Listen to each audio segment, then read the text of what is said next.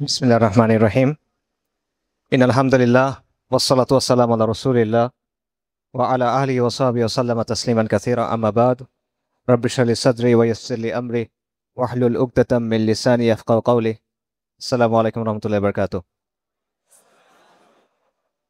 আলহামদুলিল্লাহ, মহান আল্লাহর শুকরিয়া যে আজকে আমরা এখানে একত্রিত হতে পারছি এবং আমরা দ্বীন ইসলামের কিছু কথা শোনার জন্য, কিছু কথা জানার জন্য এখানে সবাই আসতে পারছি এবং এই আয়োজনটা আলহামদুলিল্লাহ সুন্দরভাবে চলমান আছে। আপনাদের সবাইকে শুকরিয়া সময় করে এখানে আসার জন্য, দ্বীন ইসলামের কিছু কথা শোনার জন্য, কিছু কথা জানার জন্য আপনারা এখানে আসছেন। আল্লাহ আপনাদের নেক নিয়ত কবুল করেন, আপনাদের উত্তম জাযা দেন এবং এই সময়টা আমাদের জন্য উপকারী করে দেন দুনিয়া এবং আখিরাতের জন্য। আমি খাসভাবে শুকরিয়া আদায় করতেছি যেই ভাইরা এই আয়োজন করছেন, তাদের জন্য অনেক মেহনত করছেন, সময় দিয়েছেন, কষ্ট করছেন। আল্লাহ তাদের উত্তম জাযা দান করেন। এবং আমি বিশেষভাবে মুফতি মনোয়ার হোসেন ভাইয়ের শুকরিয়া আদায় করতেছি। মূলত ভাই আমাকে বলছিলেন যে কুড়িগ্রাম আসা দরকার। আমি বগুড়ায় একটা প্রোগ্রামে গেছিলাম, তখন ভাই আমাকে বলতেছিলেন যে কুড়িগ্রামে আসার একটা প্রয়োজনীয়তা আছে। তো তখনই আর কি সিদ্ধান্ত নেওয়া। তো আল্লাহ ভাইকে উত্তম জাযা দান করেন ইনশাআল্লাহ তাআলা। আজকে আমি আপনাদের যে আলোচনাটা করব, আমি আপনাদের তিনটা দায়িত্বের কথা বলবো, দুটা বাস্তবতার কথা বলবো, আর একটা জিনিসের জন্য অনুরোধ করব বা আহ্বান করব। ঠিক আছে? তিনটা দায়িত্ব যেটা আমাদের সবার জন্য, দুটা বাস্তবতা যেটা আমাদের সবার জন্য, আর একটা আহ্বান বা অনুরোধ যেটা আমার পক্ষ থেকে আপনাদের জন্য। কিন্তু সেই প্রশ্নটায় যাবার আগে, সেই আলোচনাটায় যাওয়ার আগে একটা জিনিস একটু প্রশ্ন করা দরকার। সেটা হলো, আমাদের কি এই দিনের জন্য কাজ করা প্রয়োজন কিনা? আমরা এখানে আসছি দিনের ব্যাপারে জানার জন্য, নিজের সময়টা ভালোভাবে ইউজ করার জন্য, এবং আমরা সবাই এটা নিয়ে কনসার্ন যে আমাদের আখিরাতে কি হবে, আল্লাহ আযজা ওয়া জাল্লার সামনে যখন আমরা যাব তখন আমাদের কি অবস্থা হবে।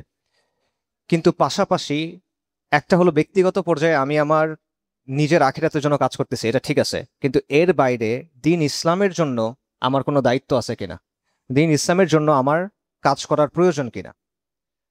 নাকি আমরা শুধুমাত্র লা ইলাহা ইল্লাল্লাহ বলবো এবং সেটা যথেষ্ট হবে, শুধুমাত্র আমরা বলবো যে আমরা ঈমান আনছি এবং সেটা আখিরাতে আমাদের নাজাতের জন্য যথেষ্ট হয়ে যাবে। কোনটা? শুধুমাত্র বললে যথেষ্ট হবে কিনা ভাই? এটা কে বলছেন? এটা আল্লাহ আযজা ওয়া জাল বলছেন। সূরা আনকাবুতে আল্লাহ বলছেন, আলিফ লাম মিম আহাসিবান নাসু আইয়ুতরাকু আইয়াকুলু আমান্না ওয়া হুম লা ইফতানুন। মানুষ কি মনে করছে যে তারা বলবে যে আমরা ঈমান আনছি এবং সেটা তাদের জন্য যথেষ্ট হয়ে যাবে, তারা অব্যাহতি পেয়ে যাবে? ওয়ালাকাদ ফাতান্নাল্লাযীনা মিন ক্বাবলিহিম, আমি তাদের পূর্ববর্তীদের অবশ্যই পরীক্ষা করছি। এবং আল্লাহ কি পরীক্ষা করছেন? আল্লাহ দেখে দিছেন কারা সত্যবাদী এবং কারা মিথ্যাবাদী। অর্থাৎ আমরা শুধুমাত্র মুখে বলবো যে আমরা ঈমান আনছি, আমরা শুধুমাত্র মুখে বলবো যে হ্যাঁ আমি মুসলিম, আমরা শুধুমাত্র মুখে বলবো যে হ্যাঁ আল্লাহ আমি আপনার উপর ঈমান আনছি, এছাড়া যথেষ্ট না। আল্লাহ আমাদের পরীক্ষা করবেন, আল্লাহ যাচাই করে নেবেন, এবং আল্লাহ এটা পূর্ববর্তীদের ক্ষেত্রেও করছেন। এটা শুধুমাত্র আমাদের জন্য বিশেষ কিছু না। সূরা আসরের কথা চিন্তা করেন। ইমাম আশ-শাফিঈ বলছেন যে আল্লাহ আযজা ওয়া জাল যদি কোরআনের মধ্যে শুধু একটা সূরা নাজিল করতেন, এই সূরা আসর, তাহলে এটা মানব জাতির জন্য যথেষ্ট হতো। ইমাম শাফিঈ রাহিমাহুল্লাহ বলছেন। সূরা আসরে আল্লাহ আমাদের কি বলছেন? ওয়াল আসর ইন্নাল ইনসানা লাফি খুসর ইল্লাল্লাযীনা আমানু ওয়া আমিলুস সলিহাত ওয়া তাওয়াসাউ বিল হাক্কি ওয়া তাওয়াসাউ বিস সাবর। নিশ্চয়ই মানুষ ক্ষতিগ্রস্ত তারা ছাড়া যাদের মধ্যে কিছু বৈশিষ্ট্য আছে। বৈশিষ্ট্যগুলো কি? আল্লাহ চারটা বৈশিষ্ট্যের কথা বলছেন। যারা ঈমান আনছে, যারা আমলে সলি করছে, সৎকর্ম করছে, যারা মানুষকে হকের দিকে আহ্বান করছে, পরস্পরকে হকের দিকে আহ্বান করছে, এবং যারা সবর করছে। এই তো এই চারটা কাজ। তো ঈমান আনার পরে আমলে সলি করতে হবে এবং হকের দিকে আহ্বান করতে হবে। এবং যখন আপনি হকের দিকে আহ্বান করবেন তখন কি হবে বলেন? তখন পরীক্ষা হবে, তখন প্রতিকূলতা আসবে। কারণ এটা ওয়ালাকাদ ফাতান্নাল্লাযীনা মিন ক্বাবলিহিম, আল্লাহ পূর্ববর্তীদের পরীক্ষা করছেন, পূর্ববর্তীদের ক্ষেত্রে এই বাস্তবতা ছিল, এই বাস্তবতা আমাদের ক্ষেত্রেও থাকবে। সো এই বিষয়টা প্রথমে মাথায় রাখা, তাহলে আমরা প্রথম পয়েন্টে যাইতে পারবো যে তিনটা দায়িত্ব যেটা আমাদের সবার জন্য, এবং এই দায়িত্বগুলো আমরা নিব কাদের কাছ থেকে? আম্বিয়ায়ে কেরাম আলাইহিমুসসালাতু ওয়াসসালামের কাছ থেকে। ঠিক আছে, দেখেন আম্বিয়ায়ে কেরাম তাদের কওমগুলা ভিন্ন ভিন্ন ছিল, তাদের সময়গুলো ভিন্ন ভিন্ন ছিল, তারা যেই জাতির কাছে আসছে সেগুলো ভিন্ন ভিন্ন, তাদের স্থানগুলো ভিন্ন ভিন্ন, কিন্তু তাদের দাওয়ার ক্ষেত্রে মৌলিক কিছু বিষয় সবসময় বিদ্যমান। এমন কোনো আম্বিয়া না যাদের দাওয়ার মধ্যে আপনারা কিছু মৌলিক বিষয় দেখবেন না।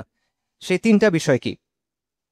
সেই তিনটা বিষয় হলো, প্রথমত তাওহিদ জানা, বুঝা, মানা এবং তাওহিদের দিকে মানুষকে আহ্বান করা।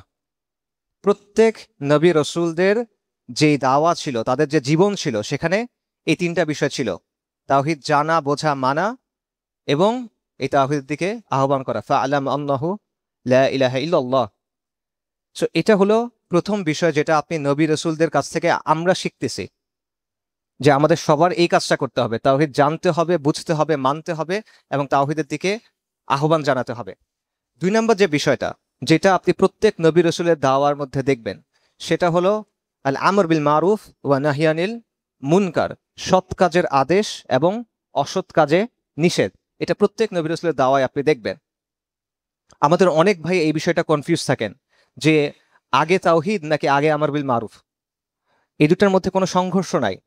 এবং এটা দলিল কি? এটা দলিল হলো যারা দাওয়াতটা সবচেয়ে ভালোভাবে বুঝছেন এবং করছেন তারা। মুসা আলাইহিস সালাম যখন ফিরআউনের কাছে গেলেন, উনি ফিরআউনকে কি বললেন? উনি ফিরআউনকে গিয়ে বললেন যে তুমি এক আল্লাহর ইবাদত করো, তাওহীদের দাওয়াত। তারপর কি বললেন? তুমি বনী ইসরায়েলকে ছেড়ে দাও, বনী ইসরায়েলের উপর যে জুলুম করতেছো এটা বন্ধ করো। এটা কি? আমর বিল মারুফ নাহি আনিল মুনকার। কারণ বনী ইসরায়েল, ফিরআউন কি তখন ইসলাম গ্রহণ করছে? ফিরআউন তখন কি? কাফের এবং তাগুত। খালি কাফের না, সে তাগুত, এবং শুধু তাগুত না, তাগুতের একটা চিহ্ন। সে এখনো পর্যন্ত পুরা বিশ্বে আল্লাহর অবাধ্যতা এবং সীমা লঙ্ঘনের একটা চিহ্ন সে। কিন্তু সেই ব্যক্তিকেও কিন্তু রসুল একই সাথে তাওহীদের দাওয়াত দিচ্ছেন এবং আমর বিল মারুফ নাহিল মুনকার করতেছেন। লূত আলাইহিস সালাম তিনি যখন তার কওমের কাছে গেলেন, তার কওমকে উনি বললেন যে তোমরা এক আল্লাহর ইবাদত করো, এবং তারপর বলল যে তোমরা এমন একটা কাজ করতেছো যেটা সৃষ্টির মধ্যে আর কেউ করে নাই। তোমরা কাম ভাব নিয়ে নারীর বদলে পুরুষের কাছে যাচ্ছ, নিশ্চয়ই তোমরা সীমা লঙ্ঘনকারী জাতি। সেই জাতি তখনও ইসলাম গ্রহণ করছে? করে নাই, কিন্তু তাদেরকে উনি একই সাথে তাওহীদের দাওয়াত দিচ্ছেন এবং আমর বিল মারুফ নাহিল মুনকার করতেছেন। হুদ আলাইসালাম, হুদ আলাইসাল্লাম আদ জাতির প্রতি প্রেরিত হয়েছিল, এবং আদ জাতি কি ছিল? তারা অত্যন্ত অহংকারী ছিল, অত্যাচারী ছিল, জালেম ছিল। হুদ আলাইসাল্লাম তাদেরকে তাওহীদের প্রতি আহ্বান করছেন এবং তাদেরকে বলছেন যে তোমরা তোমাদের এই জুলুমগুলা, তোমাদের এই অত্যাচারগুলা, তোমাদের এই সীমা লঙ্ঘনগুলা বন্ধ করো। শুআইব আলাইসাল্লাম তার কওমের কাছে গেলেন, তার কওমকে তাওহীদের দিকে ডাকলেন, বলল তোমরা এক আল্লাহর ইবাদত করো, আর কারো ইবাদত করবা না। তারপর তিনি তাদেরকে নাহি আনিল মুনকার করলেন। শুআইব আলাইসাল্লামের কওমের সীমা লঙ্ঘন কি নিয়েছিল? তারা ওজনে কম দিত, মাপে কম দিত, রাইট? সো তিনি তাদেরকে বললেন যে তোমরা এটা বন্ধ করো। সালি আলাইসাল্লাম সামুদ জাতির কাছে গেলেন। সামুদ জাতির কি ছিল? তারাও ওজনে কম দিত এবং তারা মুসাফিরদের আক্রমণ করত, এবং তারা অবশ্যই মুশরিক ছিল। সালি আলাইসাল্লাম বললেন যে তোমরা ইসলাম গ্রহণ করো, মানে তোমরা তাওহীদ গ্রহণ করো, এক আল্লাহর ইবাদত করো, এবং তোমরা এই অপরাধ বন্ধ করো, তোমাদের যে সীমা লঙ্ঘন সেটা বন্ধ করো। এরকম অসংখ্য উদাহরণ আছে যে আম্বিয়ায়ে কেরাম আলাইহিমুসসালাতু ওয়াসসালাম তারা তাওহীদের দাওয়াত দিয়েছেন এবং আমর বিল মারুফ নাহিল মুনকার করছেন। নবী সাল্লাল্লাহু আলাইহি ওয়াসাল্লামের ব্যাপারে আল্লাহ সুবহানাহু ওয়া তাআলা সূরা আরাফে বলছেন, নবী সাল্লাল্লাহু আলাইহি ওয়াসাল্লাম একটা বৈশিষ্ট্যই হলো যে তিনি তাদেরকে সৎ কাজের আদেশ করেন এবং অসৎ কাজে বারণ করেন। এটা নবী সাল্লাল্লাহু আলাইহি ওয়াসাল্লামের একটা বৈশিষ্ট্য, এবং এরকম অসংখ্য দলিল দেখানো সম্ভব। এবং এটা মাথায় রাখা জরুরি। কারণটা কি? আপনি যখন একটা কাজ করতেছেন, একটা কাজ ভালোভাবে শেখার, জানার, বুঝার উপায়টা কি বলেন?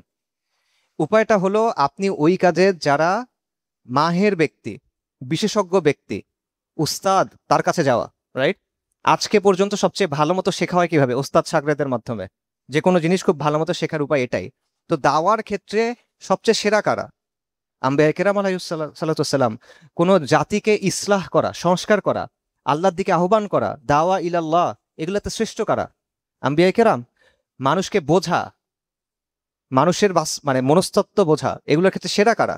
আম্বিয়া কেরাম। তো তাদের কাছ থেকে আমাদের শিখতে হবে, তাদের কাছ থেকে আমাদের জানতে হবে। সো আপনি দেখেন যে প্রত্যেক আম্বিয়া কেরাম,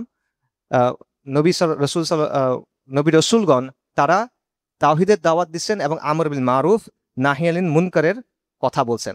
পাশাপাশি তারা আরেকটা জিনিসের দিকে ডাকছেন, সেটা হলো আল্লাহ যে দিন দিছেন সেই দিনটা সামগ্রিকভাবে গ্রহণ এবং বাস্তবায়ন করা। এক এক নবীর সময় শরীয়ত এক এক রকম ছিল।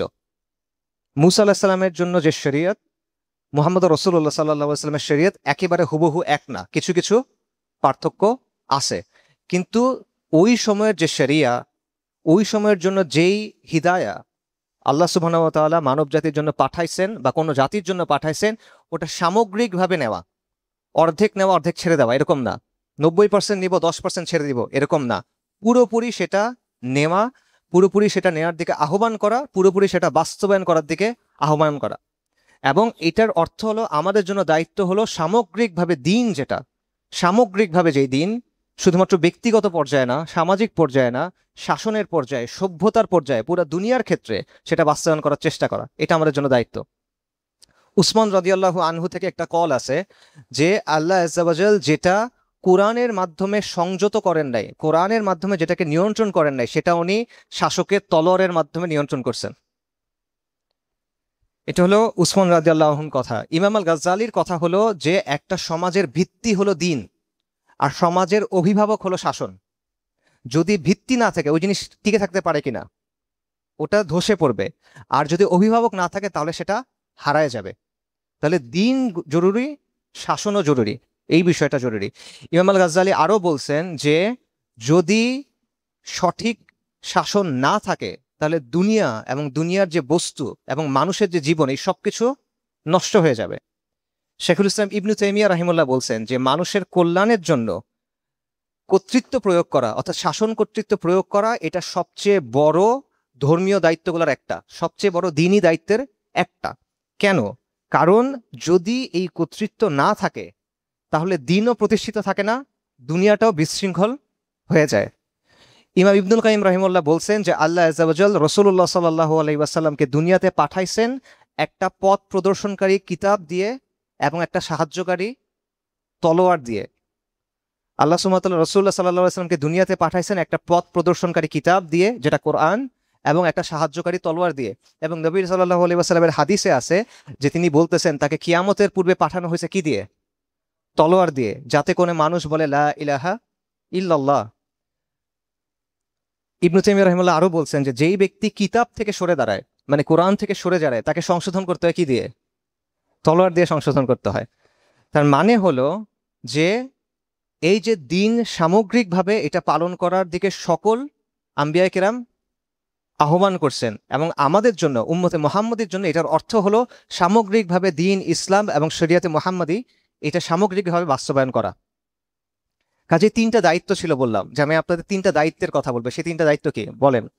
এক হলো তাওহীদ জানা, বোঝা, মানা এবং এটার দিকে আহ্বান করা। দুই হলো আমর বিল মারুফ নাহি আনিল মুনকার, সৎ কাজের আদেশ এবং অসৎ কাজে নিষেধ। তিন নাম্বার কি? সামগ্রিকভাবে দিন পালন এবং বাস্তবায়ন করার দিকে আহ্বান করা এবং সেটা প্রতিষ্ঠা করার চেষ্টা করা, যার অর্থ হলো দিন ইসলাম, ইসলামী শরিয়া প্রতিষ্ঠা করার চেষ্টা করা। এখন দেখেন এটা আমাদের সময়, এটার বাস্তবতা কি? আমাদের সময়ে প্রত্যেকটা জিনিসের বাস্তবতা কি বলেন? একটা একটা করে আমরা বলি। যে তাওহীদের কথা যদি আমরা বলি, তাওহীদ জানা, বোঝা, মানা এবং এটার দিকে আহ্বান করা, এটার অর্থ কি দাঁড়ায়? তাওহীদের দুটা শিক্ষা আছে, তাওহীদের দুটো অংশ আছে। একটা হলো কুফর বিত তাগুত, আর একটা হলো ঈমান বিল্লাহ, সকল মিথ্যা ইলাহকে অস্বীকার করা এবং এক আল্লাহর ইবাদত করা। ওয়ালাকাদ বাআসনা ফি কুল্লি উম্মাতির রাসূলান আন ইয়াবুদুল্লাহা ওয়াজতানিবুত তাগুত। আল্লাহ আযজা ওয়া জাল বলতেছেন আমি প্রত্যেক উম্মতের কাছে রাসূল প্রেরণ করেছি এই মর্মে যে তোমরা এক আল্লাহর ইবাদত করবা এবং তাগুতকে অস্বীকার করবা। আল্লাহ আযজা ওয়া জাল বলতেছেন লা ইকরাহা ফিদ দ্বীন কদ তাবায়্যানার রুশদু মিনাল গাই ফামান ইয়াকফুর বিত তাগুতি ওয়া ইউমিন বিল্লাহ ফাকাদ ইসতামসাকা বিল উরওয়াতিল উসকা লা ইনফিসামা লাহা। যে দিনের মধ্যে কোনো জোর জবরদস্তি নাই, সত্য এবং মিথ্যা স্পষ্ট হয়ে গেছে, অতঃপর যে তাগুতকে প্রত্যাখ্যান করলো এবং আল্লাহর উপর ঈমান আনলো, সে এমন একটা দৃঢ় রশি ধরে নিল যেটা থেকে সে বিচ্ছিন্ন হবে না কখনো। এই দৃঢ় রশি কি? তাওহীদ। ঠিক আছে? তার মানে হলো তাওহীদ জানা, বোঝা, মানা এবং এটার দিকে আহ্বান করার অর্থ হলো প্রথমত তাগুতকে অস্বীকার করা, তারপর হলো এক আল্লাহকে ইবাদতের যোগ্য একমাত্র সত্তা হিসেবে গ্রহণ করা, মালিক, খালেক, ইলাহ প্রত্যেকটা ক্ষেত্রে একমাত্র আল্লাহ আযজা ওয়া জালকে গ্রহণ করা। তাগুত মানে কি? এখন শাব্দিকভাবে তাগুত মানে হলো সীমা লঙ্ঘনকারী। ইসলামী পরিভাষায় তাগুত মানে হলো মিথ্যা ইলাহ, এমন কেউ যাকে আল্লাহর বদলে ইবাদত করা হয়, অথবা এমন কেউ যার উপর এমন কোনো বৈশিষ্ট্য আরোপ করা হয় যেটা একমাত্র আল্লাহর জন্য খাস এবং সে এটাতে সন্তুষ্ট হয়, সে হলো তাগুত। উদাহরণ দেখেন, উদাহরণ দেখলে বোঝা সহজ হয়। রব হলেন আল্লাহ আযজা ওয়া জাল। এখন ফিরাউন বলছিল আনা রাব্বুকুমুল আলা, আমি হলাম তোমাদের সবচেয়ে শ্রেষ্ঠ রব, সর্বোচ্চ রব। ফিরাউন দাবি করছিল। ফিরাউন তাগুত। জীবন এবং মৃত্যু দেন কে? আল্লাহ আযজা ওয়া জাল। নমরুদ ইব্রাহিম আলাইহিসসালামের সাথে যখন তর্ক করতেছিল তখন সে বলতেছিল আমি তো জীবন দেই, আমি মৃত্যু দেই। নমরুদ তাগুত। রিজিকের মালিক কে? আর রাজ্জাক কে? আল্লাহ। কিন্তু কেউ যদি এখন বলে যে সে রিজিক দিতে পারে, কেউ যদি বলে সে আরোগ্য দিতে পারে, তাহলে কেউ যদি বলে সে সন্তান দিতে পারে, কোনো সাধু বলল, কোনো পাগলা বলল, কোনো বাবা বলল, তারা কি? তারা তাগুত। বিধানদাতা আল্লাহ, ইনিল হুকমু ইল্লা লিল্লাহ আমার আল্লাহ তা'বুদু ইল্লা ইয়্যাহ। বিধান শুধুমাত্র আল্লাহর, আল্লাহ তোমাদের আদেশ করতেছেন তোমরা আল্লাহ ছাড়া আর কারো ইবাদত করবা না।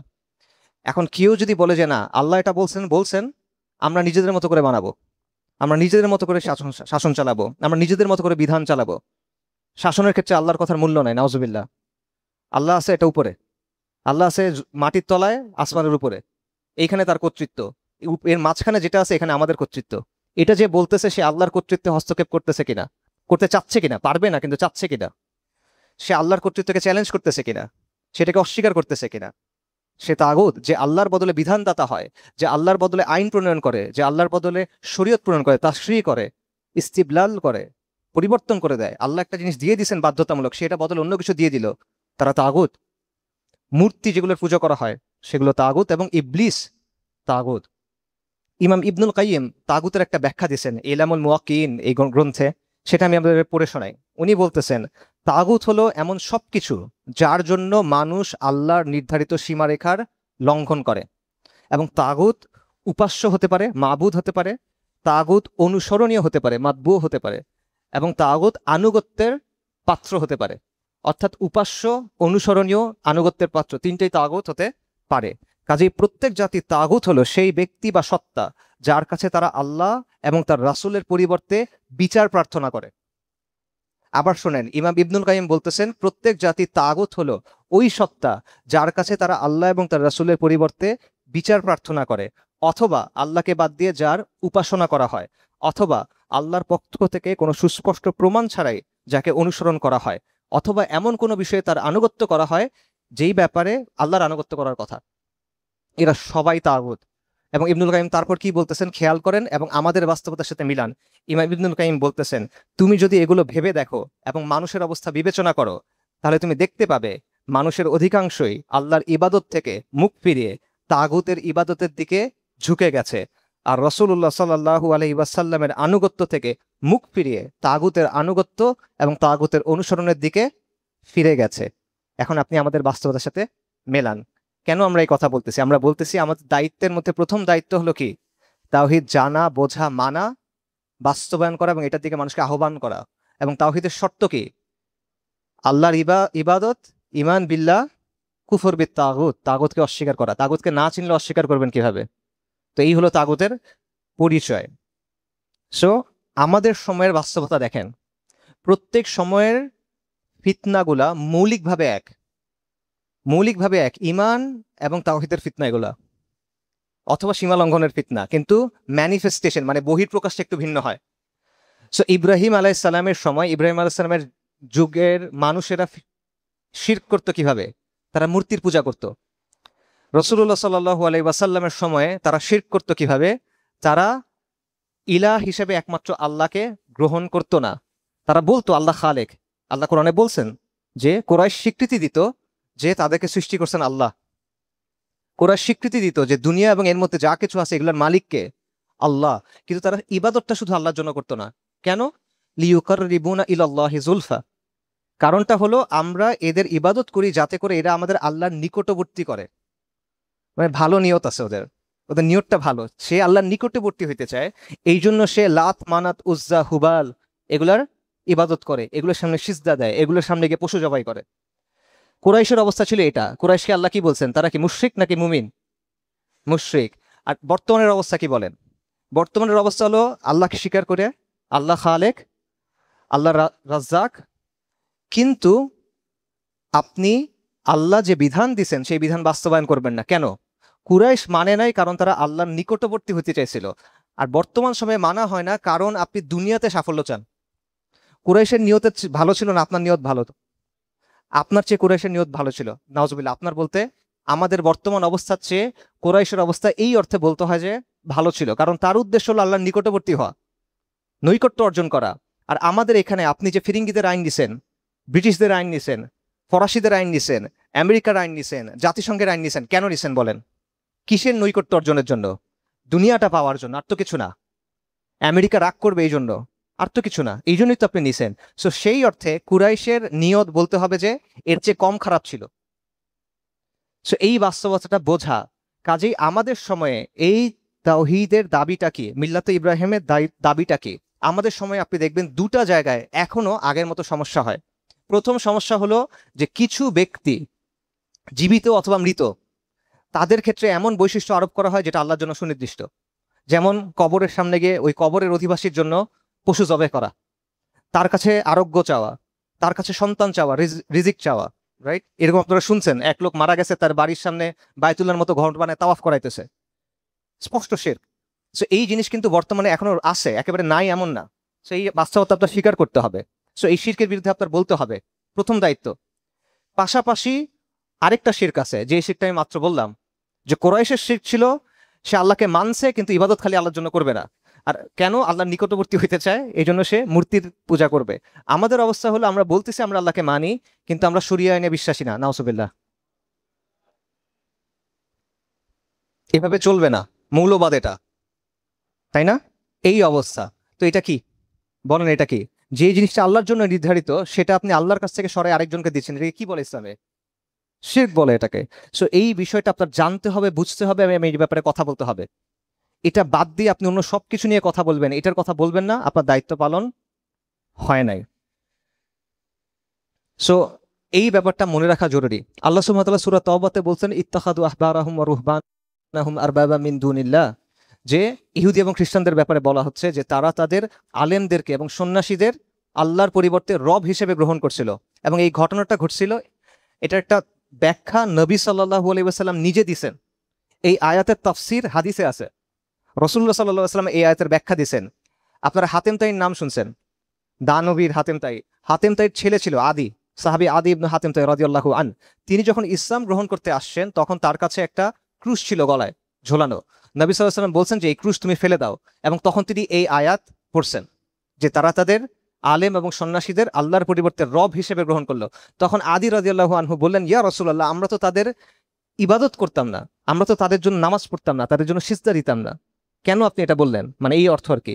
তখন রাসূলুল্লাহ বলছেন, তারা কি তোমাদের জন্য হালালকে হারাম করে দেয় নাই এবং হারামকে হালাল করে দেয় নাই, এবং তোমরা কি সেটা মানো নাই? বলছে হ্যাঁ আমরা মানছি। বলছে এটা ইবাদত। রাসূলুল্লাহ সাল্লাল্লাহু আলাইহি সাল্লামের ব্যাখ্যা। আপনি আমাদের বর্তমানের সাথে মিলে দেখেন, আমাদের বর্তমানের সাথে মিলায় দেখেন এই অবস্থাটা কি। সো এই জন্য প্রথম যে দায়িত্ব, নবীদের কাছ থেকে আমরা যে শিক্ষা পাচ্ছি, আমাদের প্রথম দায়িত্ব তাওহীদ জানা, বোঝা, মানা, বাস্তবায়ন করা। সেটার জন্য প্রথমে আমাদের এক আল্লাহর ইবাদত করতে হবে এবং সব তাগুতকে অস্বীকার করতে হবে। এবং যেই শিরক আপনার সমাজে বেশি আছে, বা যেই জায়গাতে তাওহীদের সাথে সাংঘর্ষিক বিষয় বেশি আছে, সেই ব্যাপারে আপনার কথা বলতে হবে। প্রথমত নিজের বুঝতে হবে, তারপর সেটা বোঝাতে হবে মানুষকে। এটা কেন করতে হবে আপনার? কারণটা হলো, নবী সাল্লাল্লাহু আলাইহি ওয়াসাল্লাম একটা হাদিস আছে, আপনারা সবাই এই হাদিস জানেন। আমি যখন জাহেল ছিলাম তখন আমি এই হাদিস জানতাম। সেটা হলো যে লা ইলাহা ইল্লাল্লাহতে যে বিশ্বাস করলো এবং এই বিশ্বাসের উপর যে মারা গেল, সে কোথায় যাবে? জান্নাতে যাবে। এবং বুখারী শরীফের হাদিস আছে, আবু যার রাদিয়াল্লাহু আন, তার সামনে নবী সাল্লাল্লাহু আলাইহি ওয়াসাল্লাম যখন এটা বলছেন, উনি অবাক হয়ে গেছেন। উনি বলতেছেন, ইয়া রাসূলুল্লাহ, যদি সে চুরি করে এবং জিনা করে তাহলেও, মানে লা ইলাহা ইল্লাল্লাহ বিশ্বাস করছে এই জন্য চুরি করার পরেও, জিনা করার পরেও সে জান্নাতে যাবে, ওনার কাছে এটা অবিশ্বাস্য মনে হচ্ছে। রাসূলুল্লাহ বলছেন হ্যাঁ। আবু যার রাদিয়াল্লাহু আনহু আবারও জিজ্ঞেস করছেন, ইয়া রাসূলুল্লাহ, যদি সে চুরি করে এবং জিনা করে তাহলেও? রাসূলুল্লাহ সাল্লাল্লাহু আলাইহি ওয়াসাল্লাম বলছেন হ্যাঁ। আবু যার রাদিয়াল্লাহু আনহু তৃতীয়বার জিজ্ঞেস করছেন, ইয়া রাসূলুল্লাহ, যদি সে চুরি করে এবং জিনা করে তাহলেও? ওনার কাছে মানতে কষ্ট হচ্ছে যে চুরি করা, জিনা করা, এত ভয়ঙ্কর গুনাহ করার পরেও জান্নাতে যাবে। রাসূলুল্লাহ সাল্লাল্লাহু আলাইহি ওয়াসাল্লাম বলছেন হ্যাঁ, এবং যদিও আবু যারের সেটা অপছন্দ হয়। তো এই জিনিসটা আমি জাহিলিয়াতের সময়ও জানতাম। কারণ আমার তখন চিন্তা ছিল, মানে জাহিলি সময়ের বুদ্ধি আর কি, যে যত গুনাহ করছি করছি, কিন্তু লা ইলাহা ইল্লাল্লাহ মুহাম্মাদুর রাসূলুল্লাহ তো আছে, তো একসময় না একসময় জান্নাতে যাব ইনশাআল্লাহ। যত গুনাহ করছি একটা ছোটখাটো শাস্তি হবে, নাউজুবিল্লাহ, এটা জাহালাতের চিন্তা আর কি, কিন্তু একসময় না একসময় তো জান্নাতে যাচ্ছি, শিরক তো করি নাই কখনো। কিন্তু যখন আপনি এই বাস্তবতা বুঝবেন যে এই যে আমি এতক্ষণ যা বললাম, বিধান কার? আল্লাহর। শাসন কর্তৃত্ব কার? আল্লাহর। শরীয়তের মালিককে? আল্লাহ। সেইখানে আপনি আরেকজনকে মেনে নিছেন, সেখানে আপনি আরেকজনকে আইন প্রণেতা বানাইছেন, সেখানে আপনি আরেকজনকে আইন প্রণেতা হওয়ার জন্য আপনার প্রতিনিধি বানাইছেন। এরপর আপনি কিভাবে আল্লাহর কাছে গিয়ে বলবেন, হ্যাঁ আমি তাওহীদ বুঝছিলাম, তাওহীদের উপর ছিলাম, অতএব আমি জান্নাত দাবি করবো আপনার কাছে? এটা আল্লাহর কাছে আপনি বলতে পারবেন না। তো এই বিষয়টা মাথা রাখা জরুরি। দ্বিতীয় যে পয়েন্ট সেটা হলো, আমাদের তৃতীয় দায়িত্ব হলো আমর বিল মারুফ নাহি আনিল মুনকার, সৎ কাজের আদেশ করা এবং অসৎ কাজের নিষেধ করা। এবং এটা উম্মতে মুহাম্মাদের বৈশিষ্ট্য। আল্লাহ সুবহানাহু ওয়া তাআলা কোরআনে কি বলছেন? কুনতুম খায়রা উম্মাতিন উখরিজাত লিন-নাস, তোমরা হলো মানব জাতির মধ্যে শ্রেষ্ঠ উম্মত, যাদেরকে তোলা হয়েছে। কেন করা হয়েছে? কারণ তা'মুরুনা বিল মারুফি ওয়া তানহাউনা আনিল মুনকার ওয়া তু'মিনুনা বিল্লাহ, কারণ তোমরা সৎ কাজের আদেশ করো, অসৎ কাজে নিষেধ করো, এবং তোমরা ঈমান আনছো। সেটা আমাদের বৈশিষ্ট্য। তো আমাদের সৎ কাজের আদেশ এবং অসৎ কাজের নিষেধ করতে হবে, এবং যেটা সমাজে বিরাজমান সেটা নিয়েই বলতে হবে। আপনার সামনে এক লোক এসে মদ খাইতেছে, আপনি তাকে গিয়ে বলতেছেন যে ভাই আপনি আম, দাড়িটা বড় করেন, এটা হইল না। দাড়ি বড় করতে হবে, ওটা আমি অস্বীকার করতেছি না, কিন্তু তাকে ওটা বুঝাতে হবে। ওই মুহূর্তে সে মাতাল থাকলে তখন না বুঝাতে পারেন, কিন্তু পরে গিয়ে তাকে বোঝাতে হবে। আপনার দিনের মধ্যে শর্টকাট করতে পারবেন না, আপনি আপনার খেয়াল খুশি মতো করতে পারবেন না। তো আমার সমাজে যেই মুনকারগুলো আছে, অসংখ্য মুনকার আমাদের সমাজের মধ্যে আছে। মাদক আছে, জেনা আছে, ব্যভিচার আছে, পরিবারের ভাঙন আছে। বর্তমান সমাজে এমন হচ্ছে যে ছেলেরা, বাবা মা সারা জীবন কষ্ট করে সন্তানদের বড় করতেছে, সন্তান বড় হওয়ার পর বাবা মাকে বৃদ্ধাশ্রমে ফেলে দিয়ে আসতেছে। পাশ্চাত্যের জাহেলিয়াত আমাদের কাছে চলে আসছে। এই সবগুলা জিনিস, দুর্নীতি আছে, সুদ আছে, হারাম ইনকাম আছে, প্রতিটা ক্ষেত্রে হারাম ব্যাপক হয়ে গেছে এবং হালাল দুর্লভ হয়ে গেছে, বিরল হয়ে গেছে। এই বিষয়গুলো নিয়ে আপনার কথা বলতে হবে। আপনার বন্ধুদের মধ্যে, আপনার সমবয়সীদের মধ্যে, আপনার সমাজের মধ্যে যেই মুনকার আছে, যেই খারাপটা আছে, সেটা নিয়ে আপনার কথা বলতে হবে। এবং এটাও মাথায় রাখতে হবে, আপনি শুধুমাত্র সৎ কাজের আদেশ করবেন আর অসৎ কাজের নিষেধ করবেন না, এটা করলে হবে না। এটা কাদের সিফাত? নবী সাল্লাল্লাহু আলাইহি ওয়াসাল্লাম বলছেন এটা হলো বনু ইসরাইলের সিফাত, ইহুদিদের সিফাত। এটা ইহুদিদের আলেমরা এই কাজটা করতো, তারা সৎ কাজের আদেশ দিত কিন্তু অসৎ কাজের নিষেধ করতো না। এটা আল্লাহ আযজা ওয়া জাল্লা একেবারেই পছন্দ করেন না। তো এই জিনিস যদি আমাদের মধ্যেও দেখা যায়, আমাদের অত্যন্ত শঙ্কিত হওয়া উচিত যে আপনি সৎ কাজের কথা বলতেছেন, মিষ্টি খাওয়া সুন্নাত এসব বলতেছেন, কিন্তু আপনার সামনে একটার পর একটা মুনকার হচ্ছে, সমাজ নষ্ট হয়ে যাচ্ছে, সেখানে আপনার কোনো ভূমিকা নাই, আপনি আপনার মতো একা রয়ে গেছেন। এটা হবে না। আপনাকে ওটার বিরুদ্ধে বলতে হবে, যতদূর পারেন অটুক বলবেন। নবী সাল্লাল্লাহু আলাইহি ওয়াসাল্লামের হাদিস আপনারা জানেন যে কেউ যখন খারাপ কিছু দেখে, তার দায়িত্ব কি? সম্ভব হলে হাত দিয়ে বাধা দিবে, না পারলে মুখে বলবে, না পারলে অন্তরে করবে। তো আপনি মুখে বলবেন, সমস্যা কি? আপনি হাত দিয়ে বাধাইতে পারবেন না হয়তো, বাস্তব আপনি পারবেন না অনেক ক্ষেত্রেই, আপনি দুর্বল, কিন্তু আপনি মুখে বলেন। এই বলাটা ইটসেলফ আল্লাহর পক্ষ থেকে আপনার প্রতি দায়িত্ব, এবং এই বলাটার পর ইনশাল্লাহ পরে কি হবে এটা আল্লাহর দায়িত্ব। সো এই কাজটা আমাদেরকে করতে হবে। আমাদের জন্য আমর বিল মারুফ নাহিল মুনকারের মধ্যে আমাদের সমাজের অন্যান্য যা সমস্যা আছে, অথবা আমাদের জন্য যে হুমকিগুলো আছে, এগুলোর মোকাবেলা করাও এটার মধ্যে অন্তর্ভুক্ত। ভারত আপনার উপর আগ্রাসন চালাইতে চায়, এই আগ্রাসনের ব্যাপারে আপনি বেখবর হয়ে আছেন, এটা কি আপনার জন্য বৈধ হয়? হয় না। কারণ সে দিন এবং দুনিয়া দুইটাকে কি করবে? বিপর্যয়ের মুখে ফেলবে। নাকি খুব ভালো হবে আপনার দিন দুনিয়া? বিপর্যয়ের মুখে ফেলবে, রাইট? আচ্ছা, আমাদের এখানে মিশনারিদের কাজ আছে, বিশেষ করে আপনাদের এইদিকে ব্যাপকভাবে কাজ আছে মিশনারিদের। এই কাজের ব্যাপারে আপনার আমার কোনো দায়িত্ব নাই? আপনি মনে করতেছেন এটা নিয়ে আপনি জিজ্ঞাসিত হবেন না? আপনার সামনে আপনি সুস্থ সবল মানুষ, আপনি জানেন, দিন বুঝছেন, দিনের কথা শুনতে আসছেন, আর এখানে মিশনারিরা হাজার হাজার মুসলিম সন্তানকে মুরতাদ বানায় ফেলতেছে। এটা নিয়ে আমাদের কোনো কাজ নাই? এখানে কাদিয়ানীদের কাজ আছে, পুরো বাংলাদেশে কাদিয়ানীদের কাজ আছে, সেটা নিয়ে আমাদের কাজ নাই? তাদেরকে মুসলিম ঘরে জন্ম নেওয়া শিশুদেরকে নাস্তিক বানানো হচ্ছে বা মুলহিদ বানানো হচ্ছে লিবারালিজম বা অন্যান্য আদর্শের মাধ্যমে, সেখানে নিয়ে আমাদের কাজ নাই? এই প্রত্যেকটা আমাদের দায়িত্বের মধ্যে পড়ে। এইখানে পার্বত্য চট্টগ্রাম আলাদা করে ফেলতে চায়, সেখানে একটা খ্রিস্টান প্রধান রাষ্ট্র বানানোর পরিকল্পনা আছে। ওলামায়ে কেরাম অনেক আগে থেকে বলে আসতেছেন এটা, পূর্ব তিমুরের মতো করে। আপনারা কি শুনছেন? সেটা আপনার কাজের মধ্যে পড়ে না, আপনার দায়িত্বের মধ্যে পড়েন না? সো এরকম অনেকগুলা বিষয় আছে যেগুলো আমর বিল মারুফ নাহি আনিল মুনকারের ভেতরে পড়ে, যেখানে কাজ করা আমাদের দায়িত্ব। এরপরে আসেন দুইটা দায়িত্বের কথা আমরা বললাম, এক হলো তাওহীদ জানা, মানা, বোঝা, তাওহীদের দিকে আহ্বান করা। তারপর হলো আমর বিল মারুফ নাহিল মুনকার। তৃতীয় যে পয়েন্টটা নবীদের দাওয়া থেকে আমরা পাই সেটা হলো দিনকে সামগ্রিকভাবে পালন করা, বাস্তবায়ন করার দিকে আহ্বান করা, যেটা আমাদের জন্য এই দায়িত্বের অর্থ হলো দিন প্রতিষ্ঠা করার চেষ্টা করা, আল্লাহর জমিনে আল্লাহর দিনকে কায়েম করার চেষ্টা করা। এইটা আমাদের দায়িত্ব। এটা কেন দায়িত্ব? কারণ যতগুলো সমস্যা বলতেছি এগুলো কোনো না কোনোভাবে এটার সাথে জড়িত। যদি এখানে শাসনটা মুসলিমদের হইতো, আপনি মনে করেন যে এরকম হইতো যে যারা মিশনারিদের যে দাওয়া সেটা সরকারের পৃষ্ঠপোষকতা পায়, আর মুসলিম যে দাওয়া সেটা সরকারের পক্ষ থেকে বাধার সম্মুখীন হতে হয়। এটি তো বাস্তব। মিশনারিরা যখন দাওয়া করে তারা সাপোর্ট পায়, আর মুসলিমরা যখন দাওয়া করে তাদের বাধা দেয়া হয়। এটা কি বাস্তব কিনা অবাস্তব? বাস্তব। এই বাস্তব কেন? এই শাসন কর্তৃত্বের জন্য। যেই শিরকের কথা আমরা বললাম, একটা হলো কবরের শিরক, একটা হলো প্রাসাদের শিরক। কবরের শিরক তো বুঝছেন, প্রাসাদের শিরক কোনটা? যে শাসন কর্তৃত্বের ব্যাপারে, বিধানের ব্যাপারে, হুকুমের ব্যাপারে, আইনের ব্যাপারে, বিচারের ব্যাপারে আপনি আল্লাহর বদলে 300 জন বানায় নিছেন নিজের মতো করে। কোরাইশ 360টা বানিয়েছিল, আপনি 300 জন বানায় নিছেন। সো এই শিরকটাও কেন হচ্ছে? এই দিন কায়েম না থাকার কারণে। যে আমর বিল মারুফ নাহিল মুনকারের কথা আমরা বলতেছি, যে মুনকারগুলোর কথা বলতেছি, প্রত্যেকটা যদি স্থায়ীভাবে আপনার সমাধান করতে চান, আপনার শাসন কর্তৃত্ব প্রয়োজন। এটা ছাড়া আপনি পারবেন না। সো এইগুলা একসাথে জড়িত। কিন্তু এই যে শাসন কর্তৃত্ব প্রতিষ্ঠা করার যে ব্যাপারটা, এই ব্যাপারটা একটা লম্বা প্রক্রিয়া। কারণটা হলো আমরা বর্তমানে এমন একটা ব্যবস্থায় আছি যে পুরা কাঠামোটা তৈরি হয়েছে কুফরের উপরে। এইখানে ব্রিটিশরা আসছে, ব্রিটিশরা এসে তাদের ব্যবস্থাটা আমাদের উপর জোর করে চাপাই দিছে। 200 বছর সেই ব্যবস্থায় আমাদেরকে শাসন করছে। তারপর তারা যাওয়ার সময় একই ব্যবস্থা চালায় যাচ্ছে, কিন্তু আমাদের মতো গায়ের রং, আমাদের মতো নাম, চেহারা দেখতে আমাদের মতো এমন কিছু মানুষকে দিয়ে সেটা এখন চালানো হচ্ছে। এই জন্য আমি এখন আর বুঝতেছি না। অথচ যতদিন ব্রিটিশের শাসন ছিল, আমাদের পূর্বপুরুষরা ধারাবাহিকভাবে তাদের বিরুদ্ধে লড়াই করে গেছেন, ধারাবাহিকভাবে তাদের বিরুদ্ধে দাওয়াত দিয়ে গেছেন, ধারাবাহিকভাবে তাদের বিরুদ্ধে বিদ্রোহ করে দিয়েছেন একের পর এক। ব্রিটিশ লেখকরা লিখে রাখছে যে হিন্দুরা হলো খুবই অনুগত ভদ্র প্রজা, আর মুসলিমরা হলো বিদ্রোহী প্রজা, সুযোগ পাইলে বিদ্রোহ করে। এটা হলো আমাদের ঐতিহ্য যে আমরা বিদ্রোহ করে আসছি। কিন্তু যখনই ব্রিটিশ চলে গেল, ফিরিঙ্গি চলে গেল, আর সেই জায়গায় আপনাকে একটা আপনার মতো চেহারার মানুষকে বসাই দিল, আপনি এখন আর বাস্তবতা বুঝতেছেন না। এখন আপনি মনে করছেন হ্যাঁ ঠিক আছে, হয়ে গেছে, সব সমাধান হয়ে গেল, স্বাধীন হয়ে গেছি আমি। তো বাস্তব না, হুবহু একই জিনিস চলতেছে। শাসনের ক্ষেত্রে, আইনের ক্ষেত্রে, বিধানের ক্ষেত্রে, বাহিনীর ক্ষেত্রে, কাঠামোর ক্ষেত্রে কোন জিনিসটা বদলাইছে বলেন?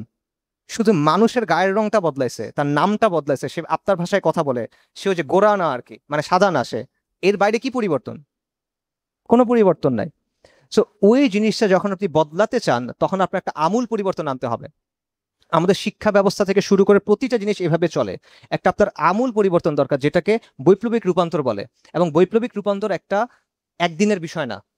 এটা এমন না যে আপনি কালকে গিয়ে বললেন যে হ্যাঁ ঠিক আছে, এটা ইসলামী প্রজাতন্ত্র বাংলাদেশ, তার মানে এটা শরীয়ত কায়েম হয়ে গেছে। ব্যাপারটা এরকম না। এই কাঠামোটা আপনার বদলায় ফেলতে হবে। সো এই যে গায়রুল্লাহর যে নিজাম, সেটা সরাই ইসলামের যে নিজাম আনার প্রক্রিয়া বা যে ব্যাপারটা, এটা একটা বৈপ্লবিক রূপান্তর। এবং আবুল হাসান আলী নাদভী রাহিমাহুল্লাহ বলছেন মাতা খাসির আল এলাম, যেটা যে মুসলমানদের পতনে বিশ্ব কি হারালো, সেই বই উনি বলছেন যে নবী সাল্লাল্লাহু আলাইহি ওয়াসাল্লাম যে বিপ্লব আনছেন, এটা হলো একটা সভ্যতার বিপ্লব, পৃথিবীর ইতিহাসের গতিপথ পরিবর্তন করে দেওয়া বিপ্লব। তা আমরা অত বড় বিপ্লব আনতে পারবো না স্বাভাবিকভাবে। নবী যেটা পারে ওটা উম্মত পারবে না স্বাভাবিকভাবে। কিন্তু আপনার চেষ্টা করতে হবে, অন্তত আপনার এই জায়গাটাতে আপনার এই চেষ্টাটা করতে হবে, এবং এটা একদিনের বিষয় না। সো আবারও বলি যে আমি বলছিলাম আমি আপনাদের 3টা জিনিসের কথা বলবো, 3টা দায়িত্বের কথা বলবো। এটা হলো সেই 3টা দায়িত্ব। 1, তাওহীদ জানা, বোঝা, মানা, বাস্তবায়ন করা এবং এর দিকে আহ্বান করা। 2, আমর বিল মারুফ নাহিল মুনকার, সৎ কাজের আদেশ এবং অসৎ কাজে নিষেধ করা। 3, আল্লাহর দিনকে সামগ্রিকভাবে পূর্ণাঙ্গভাবে বাস্তবায়ন করার চেষ্টা করা। আপনি পারবেন কিনা এটা দরকার নাই, সমস্যা নাই। পারার ব্যাপারটা কার হাতে? আল্লাহ আযজা ওয়া জাল্লার হাতে। আপনি চেষ্টা করবেন যাতে আল্লাহর সামনে গিয়ে আপনার ওজর থাকবে। এবং এটা আপনি কেন করতেছেন? এটা করলে কি আপনি বুজুর্গ হয়ে যাবেন, অনেক আল্লাহর ওয়ালি হয়ে যাবেন, আপনি অনেক আমলদার মানুষ হয়ে যাবেন, আবেদ হয়ে যাবেন, কিছুই হবেন না। এটা আপনি করতেছেন আপনার নাজাতের জন্য। এটা আপনি করতেছেন আল্লাহ আযজা ওয়া জাল্লার সামনে গিয়ে যেন আপনি ওজর দিতে পারেন এই জন্য। কারণ আপনার চারপাশের বাস্তবতা আজকে দেখেন। আজকে প্রায় 2 বছর ধরে বাইতুল মাকদিসে মুসলিম উম্মাকে ভয়ঙ্করতম গণহত্যা চালানো হচ্ছে। এগুলো আপনি জানেন কি জানেন না? আপনার চোখের সামনে কিনা? আপনার চোখের সামনে? আপনার দায়িত্ব আছে কিনা? আপনাকে পাকড়াও করা হবে কিনা? আল্লাহর কাছে হেফাজত চাই, আশ্রয় চাই আমরা। আপনার জবাব আছে কোনো? আপনার পাশে আসামে কি হচ্ছে? আপনার পাশে উত্তরপ্রদেশে কি হচ্ছে? আপনার পাশে কাশ্মীরে কি হচ্ছে? আরাকানে কি হচ্ছে? আপনার কাছে জবাব আছে? নাই আপনার কাছে জবাব। উইঘুরে কি হচ্ছে? আপনার কাছে জবাব নাই। নবী সাল্লাল্লাহু আলাইহি ওয়াসাল্লামকে অবমাননা করা হচ্ছে, আক্রমণ করা হচ্ছে, আপনার কাছে জবাব আছে কিনা? আল্লাহ যদি এই প্রশ্ন আপনাকে করেন, আপনি ওখান থেকে বের হয়ে আসতে পারবেন কিনা? আমরা আল্লাহর কাছে আশ্রয় চাই এই বিচার থেকে, আল্লাহর পাকড়াও থেকে। আপনি আল্লাহর কাছে নাজাত পাওয়ার জন্য এটা করবেন, আর কোনো কিছুর জন্য এটা করবেন না। এটা করে আপনি কারো ফেভার করতেছেন না, এটা করে আপনি অনেক বড় আমলদার ব্যক্তি হয়ে যাচ্ছেন না, এটা আপনি জাহান্নামের আগুন থেকে বাঁচার জন্য করবেন। উমর রাদিয়াল্লাহু আন আবু মুসা আল আশআরীকে প্রশ্ন করছেন যে তুমি কি আশা করো যে আল্লাহ আযজা ওয়া জাল তোমার সাথে কিরকম আচরণ করবেন? আবু মুসা আল আশআরী রাদিয়াল্লাহু আন বলতেছেন যে আমি জাহিলিয়াতের পরে ইসলাম গ্রহণ করছি, আমি নবী সাল্লাল্লাহু আলাইহি সাল্লামের সাথে জিহাদ করছি, আমি হিজরত করছি, আমি সাদাকা দিছি, আমি নফল ইবাদত করছি, আমি কিয়ামুল লাইল করছি, তাই আমি আশা করি আল্লাহ আযজা ওয়া জাল আমাকে জান্নাত দিবেন। উমর রাদিয়াল্লাহু আন অবাক হয়ে গেছেন, উনি বলছেন তুমি এত কিছু কিভাবে আশা করো? আমি তো এতটুকু আশা করি যে আমার গুনাহ আর আমার নেক কাজ সমান সমান হবে, আর আল্লাহ আমাকে জাহান্নামে ফেলবেন না। এটা হলো আমিরুল মুমিনিন উমর ইবনুল খাত্তাব রাদিয়াল্লাহু আনহুর অবস্থা। আপনি আর আমি কোন জায়গায় আছি বলেন? সেটা মনে করার কোনো কারণ নাই যে এগুলো অনেক এক্সট্রা কাজ করতেছেন। এটা হলো আপনার নাজাতের জন্য আপনার যেটা করতে হবে সেটা, আমাদের সবার করতে হবে যেটা সেটা। সো এটা হলো প্রথম পয়েন্ট, যে তিনটা বিষয়, তিনটা দায়িত্ব আমাদের। পরের পয়েন্টে আসি, সেটা হলো দুটা বাস্তবতা যেটা আমাদের বুঝতে হবে। আমরা বুঝলাম যে আমাদের তাওহীদ বুঝতে হবে, জানতে হবে, মানতে হবে এবং এটার দিকে আহ্বান করতে হবে। আমরা বুঝলাম যে আমাদের আমর বিল মারুফ নাহিল মুনকার করতে হবে। আমরা বুঝলাম যে আমাদের আল্লাহর জমিনে আল্লাহর দ্বীন পরিপূর্ণভাবে বাস্তবায়নের চেষ্টা করতে হবে। এরপরের প্রশ্ন যে আমাদের বর্তমান হালতটা কি, আমাদের বর্তমান অবস্থাটা কি, এটা আমাদেরকে বুঝতে হবে। আমাদের বর্তমান অবস্থা কি ভাই? যে আমরা 90% মুসলিমের দেশ, মাশাআল্লাহ, নাকি? হ্যাঁ, আমরা এই কথাটা অনেক বলি এবং এটা বলে আমরা অনেক আত্মতৃপ্তিতে ভুগি যে হ্যাঁ খুব ভালো, আমরা মুসলিমরা এইটা করলে ওরা ভেসে যাবে, আমরা মুসলিমরা সেটা করলে ওদের চিন খুঁজে পাওয়া যাবে না। এগুলো আমরা বলি, এগুলো হলো বাগাড়ম্বর। বাস্তবতা কি? আপনার সমাজের দিকে তাকায় দেখেন যে আপনার সমাজে কোন বিষয়টা ইসলামের নীতিতে হয়। কোন একটা জিনিস আছে আমাদের সমাজে এই ভূখণ্ডটাতে যেটা ইসলামের নীতি অনুযায়ী হচ্ছে? শাসন, আইন, শিক্ষা, সংস্কৃতি, পোশাক, কোন জিনিসটা বলেন ইসলামের নীতি অনুযায়ী হচ্ছে? কোন জায়গাটাতে ইসলামের কথা মানা হচ্ছে, গুরুত্ব দেওয়া হচ্ছে বলেন? একটা জায়গাতে এটা হচ্ছে না। কোনো পলিসি যখন বানানো হয় ইসলামের অবস্থান সেখানে চেক করা হয় না, বরং ইসলামের অবস্থান চেক করার কথা বলতে গেলে কি বলা হয়? মৌলবাদী। এটা হলো আপনার এখানের বাস্তবতা। এমন একটা অবস্থা যেখানে আপনি বলতেছেন আপনি 90% মুসলিমের দেশ, কিন্তু যখন যারা পরিপূর্ণভাবে ইসলামকে আঁকড়ায় ধরতে চায়, যারা পরিপূর্ণভাবে ইসলামের বাস্তবায়ন চায় এবং যারা সব তন্ত্রমন্ত্র থেকে মুক্ত থাকতে চায়, এদের কি অবস্থা সমাজে বলেন? সমাজ তাদেরকে কিভাবে দেখে বলেন? এই রাষ্ট্র তাদেরকে কিভাবে দেখে বলেন? আপনি কি খুব ক্ষমতার অবস্থানে আছেন না আপনি দুর্বলতার অবস্থানে আছেন? এই অবস্থাটা বোঝা অত্যন্ত জরুরি। আপনি যদি আপনার অবস্থা না বুঝেন, আপনি এমন সিদ্ধান্ত নেবেন যেটা ভুল হবে। হয় আপনি ওভার এস্টিমেট করবেন অথবা আন্ডার এস্টিমেট করবেন নিজের। আমাদের সমাজের অবস্থা কি দেখেন। শাপলা চত্বরে কি হয়েছিল বলেন? শাপলা চত্বরের পুরো ঘটনাটা কি? কিছু শয়তান নবী সাল্লাল্লাহু আলাইহি ওয়াসাল্লামের অবমাননা করছে। এটার বিরুদ্ধে ওলামায়ে কেরাম রাস্তায় শান্তিপূর্ণভাবে এসে একটা আন্দোলন করতেছেন যাতে এদের বিচার করা হয়, তাই তো? এবং তারা আইন চাইছেন যে তাদের বিরুদ্ধে যেন ব্লাসফেমি আইন প্রণয়ন করা হয়। এটা কিন্তু ইসলামের সমাধান না। ওনারা কিন্তু প্রচলিত আইনেই সমাধান চাইছেন, ইসলামের শরীয়ত অনুযায়ী সমাধান কিন্তু চান নাই, প্রচলিত আইনেই চাইছেন। এটা যখন চাওয়া হয়েছে তাদেরকে রাতের অন্ধকারে ম্যাসাকার করা হয়েছে। আজকে পর্যন্ত সেটা কোনো বিচার হয় নাই, আজকে 12 বছর। শুধু তাই না, যখন এই যে যাদেরকে তাওহীদি জনতা বলা হয় এদের নিয়ে যখন আলোচনা হয়, আপনারা দেখবেন অনেক মানুষ বলবে যে শাপলা চত্বর 2.0 লোডিং, যে শাপলা চত্বরে রিপিট হইতে হবে, এদেরকে শাপলা চত্বরের মতো করে আবার মারতে হবে। এই কথা আমাদের সমাজে প্রকাশ্যে বলা যায়, বাস্তব কিনা এটা বলা যায়। মোদী আন্দোলনের সময় কি হয়েছিল? মোদী বিরোধী আন্দোলনের সময় কতজন ওলামায়ে কেরামকে তখন জেলে পাঠানো হয়েছিল? ওলামায়ে কেরামের বিরুদ্ধে কি কি ধরনের মিথ্যা অভিযোগ তখন দেওয়া হয়েছিল? তাদের ক্যারেক্টারকে আক্রমণ করা হয়েছিল, হয় নাই? তখন আপনার সমাজের রিয়াকশন কি ছিল বলেন? এটা থেকে আপনি বুঝবেন সমাজে আপনার অবস্থা কি। আপনার সমাজে কতগুলা ঘটনা আছে যেখানে দাড়ির জন্য, হিজাবের জন্য, নিকাবের জন্য, চাকরির ক্ষেত্রে, শিক্ষার ক্ষেত্রে, প্রাতিষ্ঠানিকভাবে মুমিন ভাই এবং বোনেরা বৈষম্যের শিকার হয়েছে, গুণে শেষ করতে পারবেন না। তা আপনি কিসের 90% মুসলিমের দেশ আমাকে বলেন? আপনার অবস্থানটা এখানে কি আপনি আমাকে বলেন? 5ই অগস্টের পরে কত সমস্যা হয়েছে, কত কিছু হয়েছে, এই সমস্যার জন্য দায়ী কে? একটা জিকির শুনবেন খালি, মৌলবাদের উত্থান ঘটতেছে, মৌলবাদের উত্থান ঘটতেছে, মৌলবাদের উত্থান ঘটতেছে, শত শত খুন হয়েছে, 1000 কোটি টাকা চাঁদাবাজি হয়েছে। আপনারা চিন্তা করতে পারবেন না কোন লেভেলে চাঁদাবাজি চলতেছে। আওয়ামী লীগের সময়ের যারা ওই সময়কার খুনি এবং মানে ভয়ঙ্কর মাপের লুটপাট করা লোকজন, এদেরকে সবাইকে সেফ এক্সিট দেওয়া হয়েছে। সবকিছু চলমান, কিন্তু সমস্যা কোন জায়গায়? সমস্যা হলো মৌলবাদের উত্থান ঘটতেছে, এই কথা, আর কোনো কিছুতে কোনো সমস্যা নাই। রাজনৈতিক দলের নেতারা যখন জেলে যায়, চাঁদাবাজি করে ধরা পড়ছে, থানায় গেছে, থানা থেকে বের করে নিয়ে আসছে, থানা ঘেরাও দিয়ে বের করে নিয়ে আসছে, এরকম হয়েছে কি হয় নাই বলেন? হয়েছে, কিন্তু ওইটা মব না। যখন মুসলিমরা কোনো কিছু করে তখন সেটা মব।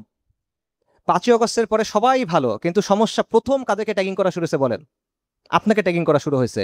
প্রথম কাকে মানে বিমানবীকরণ করা শুরু হয়েছে, মানে আপনি মানুষ না, আপনি মানুষের চেয়ে নিচু কিছু একটা। এই যে মৌলবাদী বলে বলে এই জিনিসটা কখন শুরু, কাদের বিরুদ্ধে প্রথম শুরু হয়েছে? আপনার বিরুদ্ধে প্রথম শুরু হয়েছে। প্রথম কাদের বিরুদ্ধে মিথ্যা মামলা শুরু হয়েছে? আমাদের বিরুদ্ধে শুরু হয়েছে। এটা বাস্তবতা।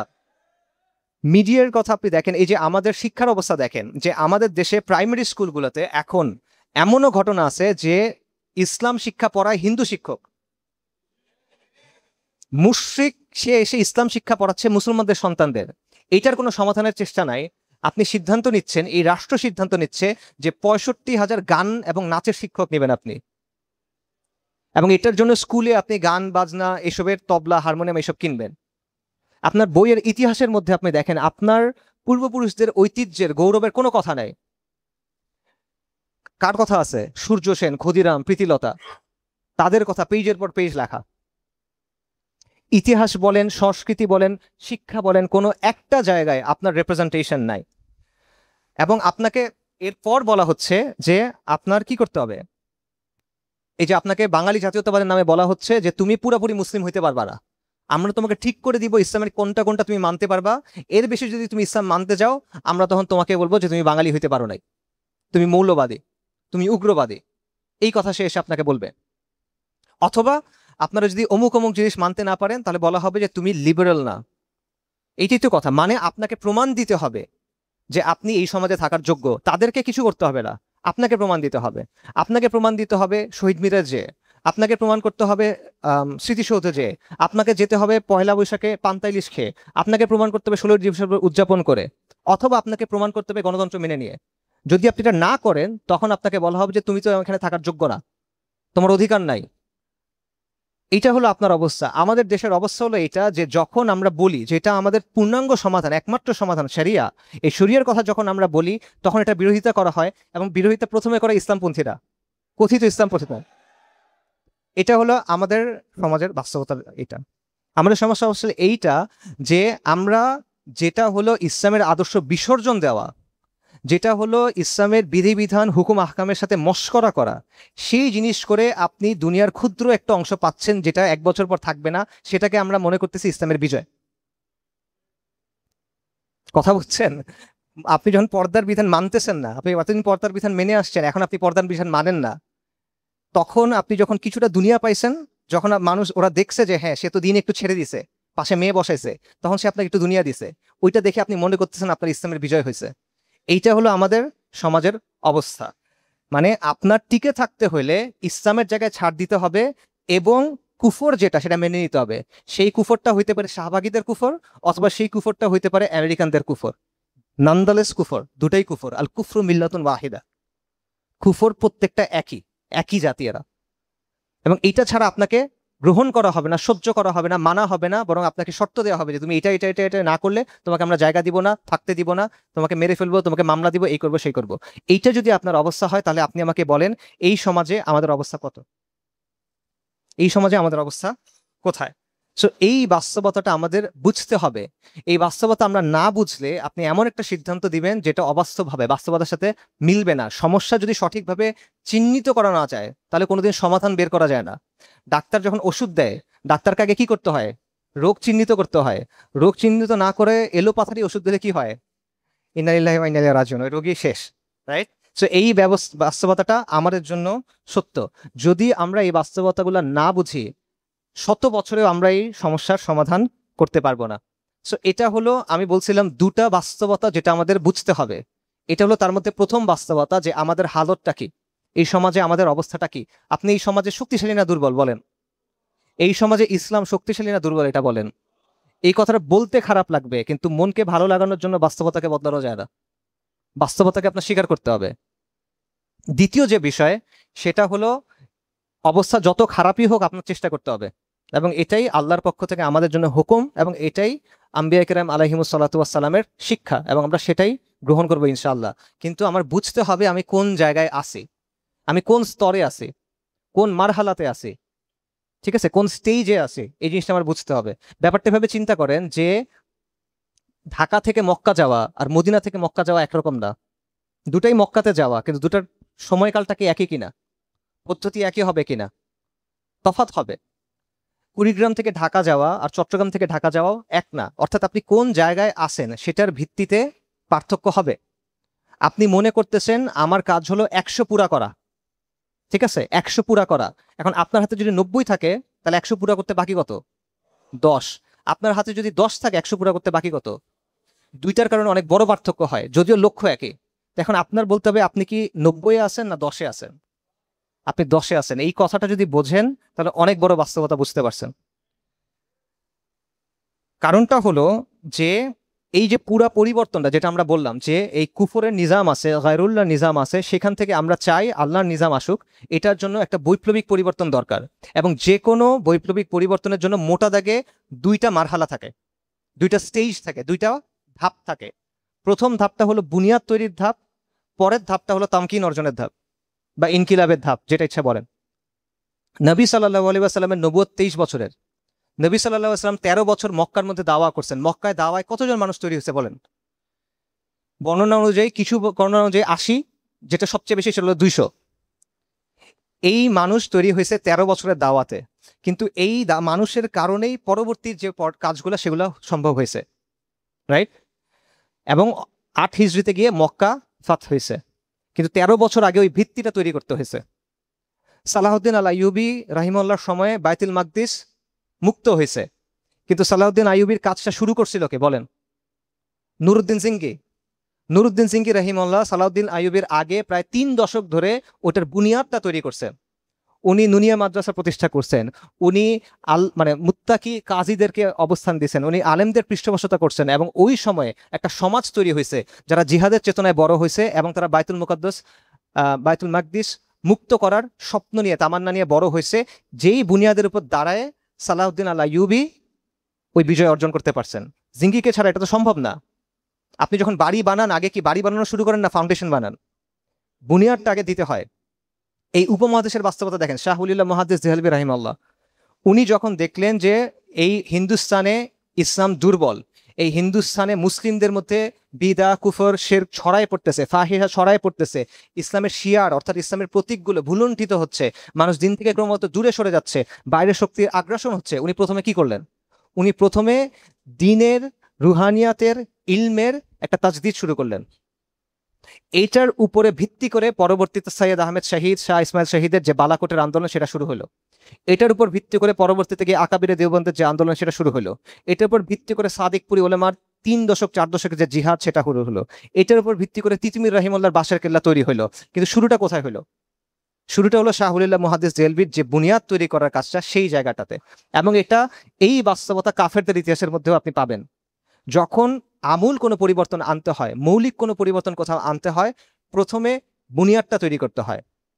আমাদের সমস্যা হলো, আমরা যখন চিন্তা করি যে ইসলাম কিভাবে আসবে, তখন আমরা চিন্তা করি যে আমার 90 হয়ে গেছে, 10টা কেমনে হবে?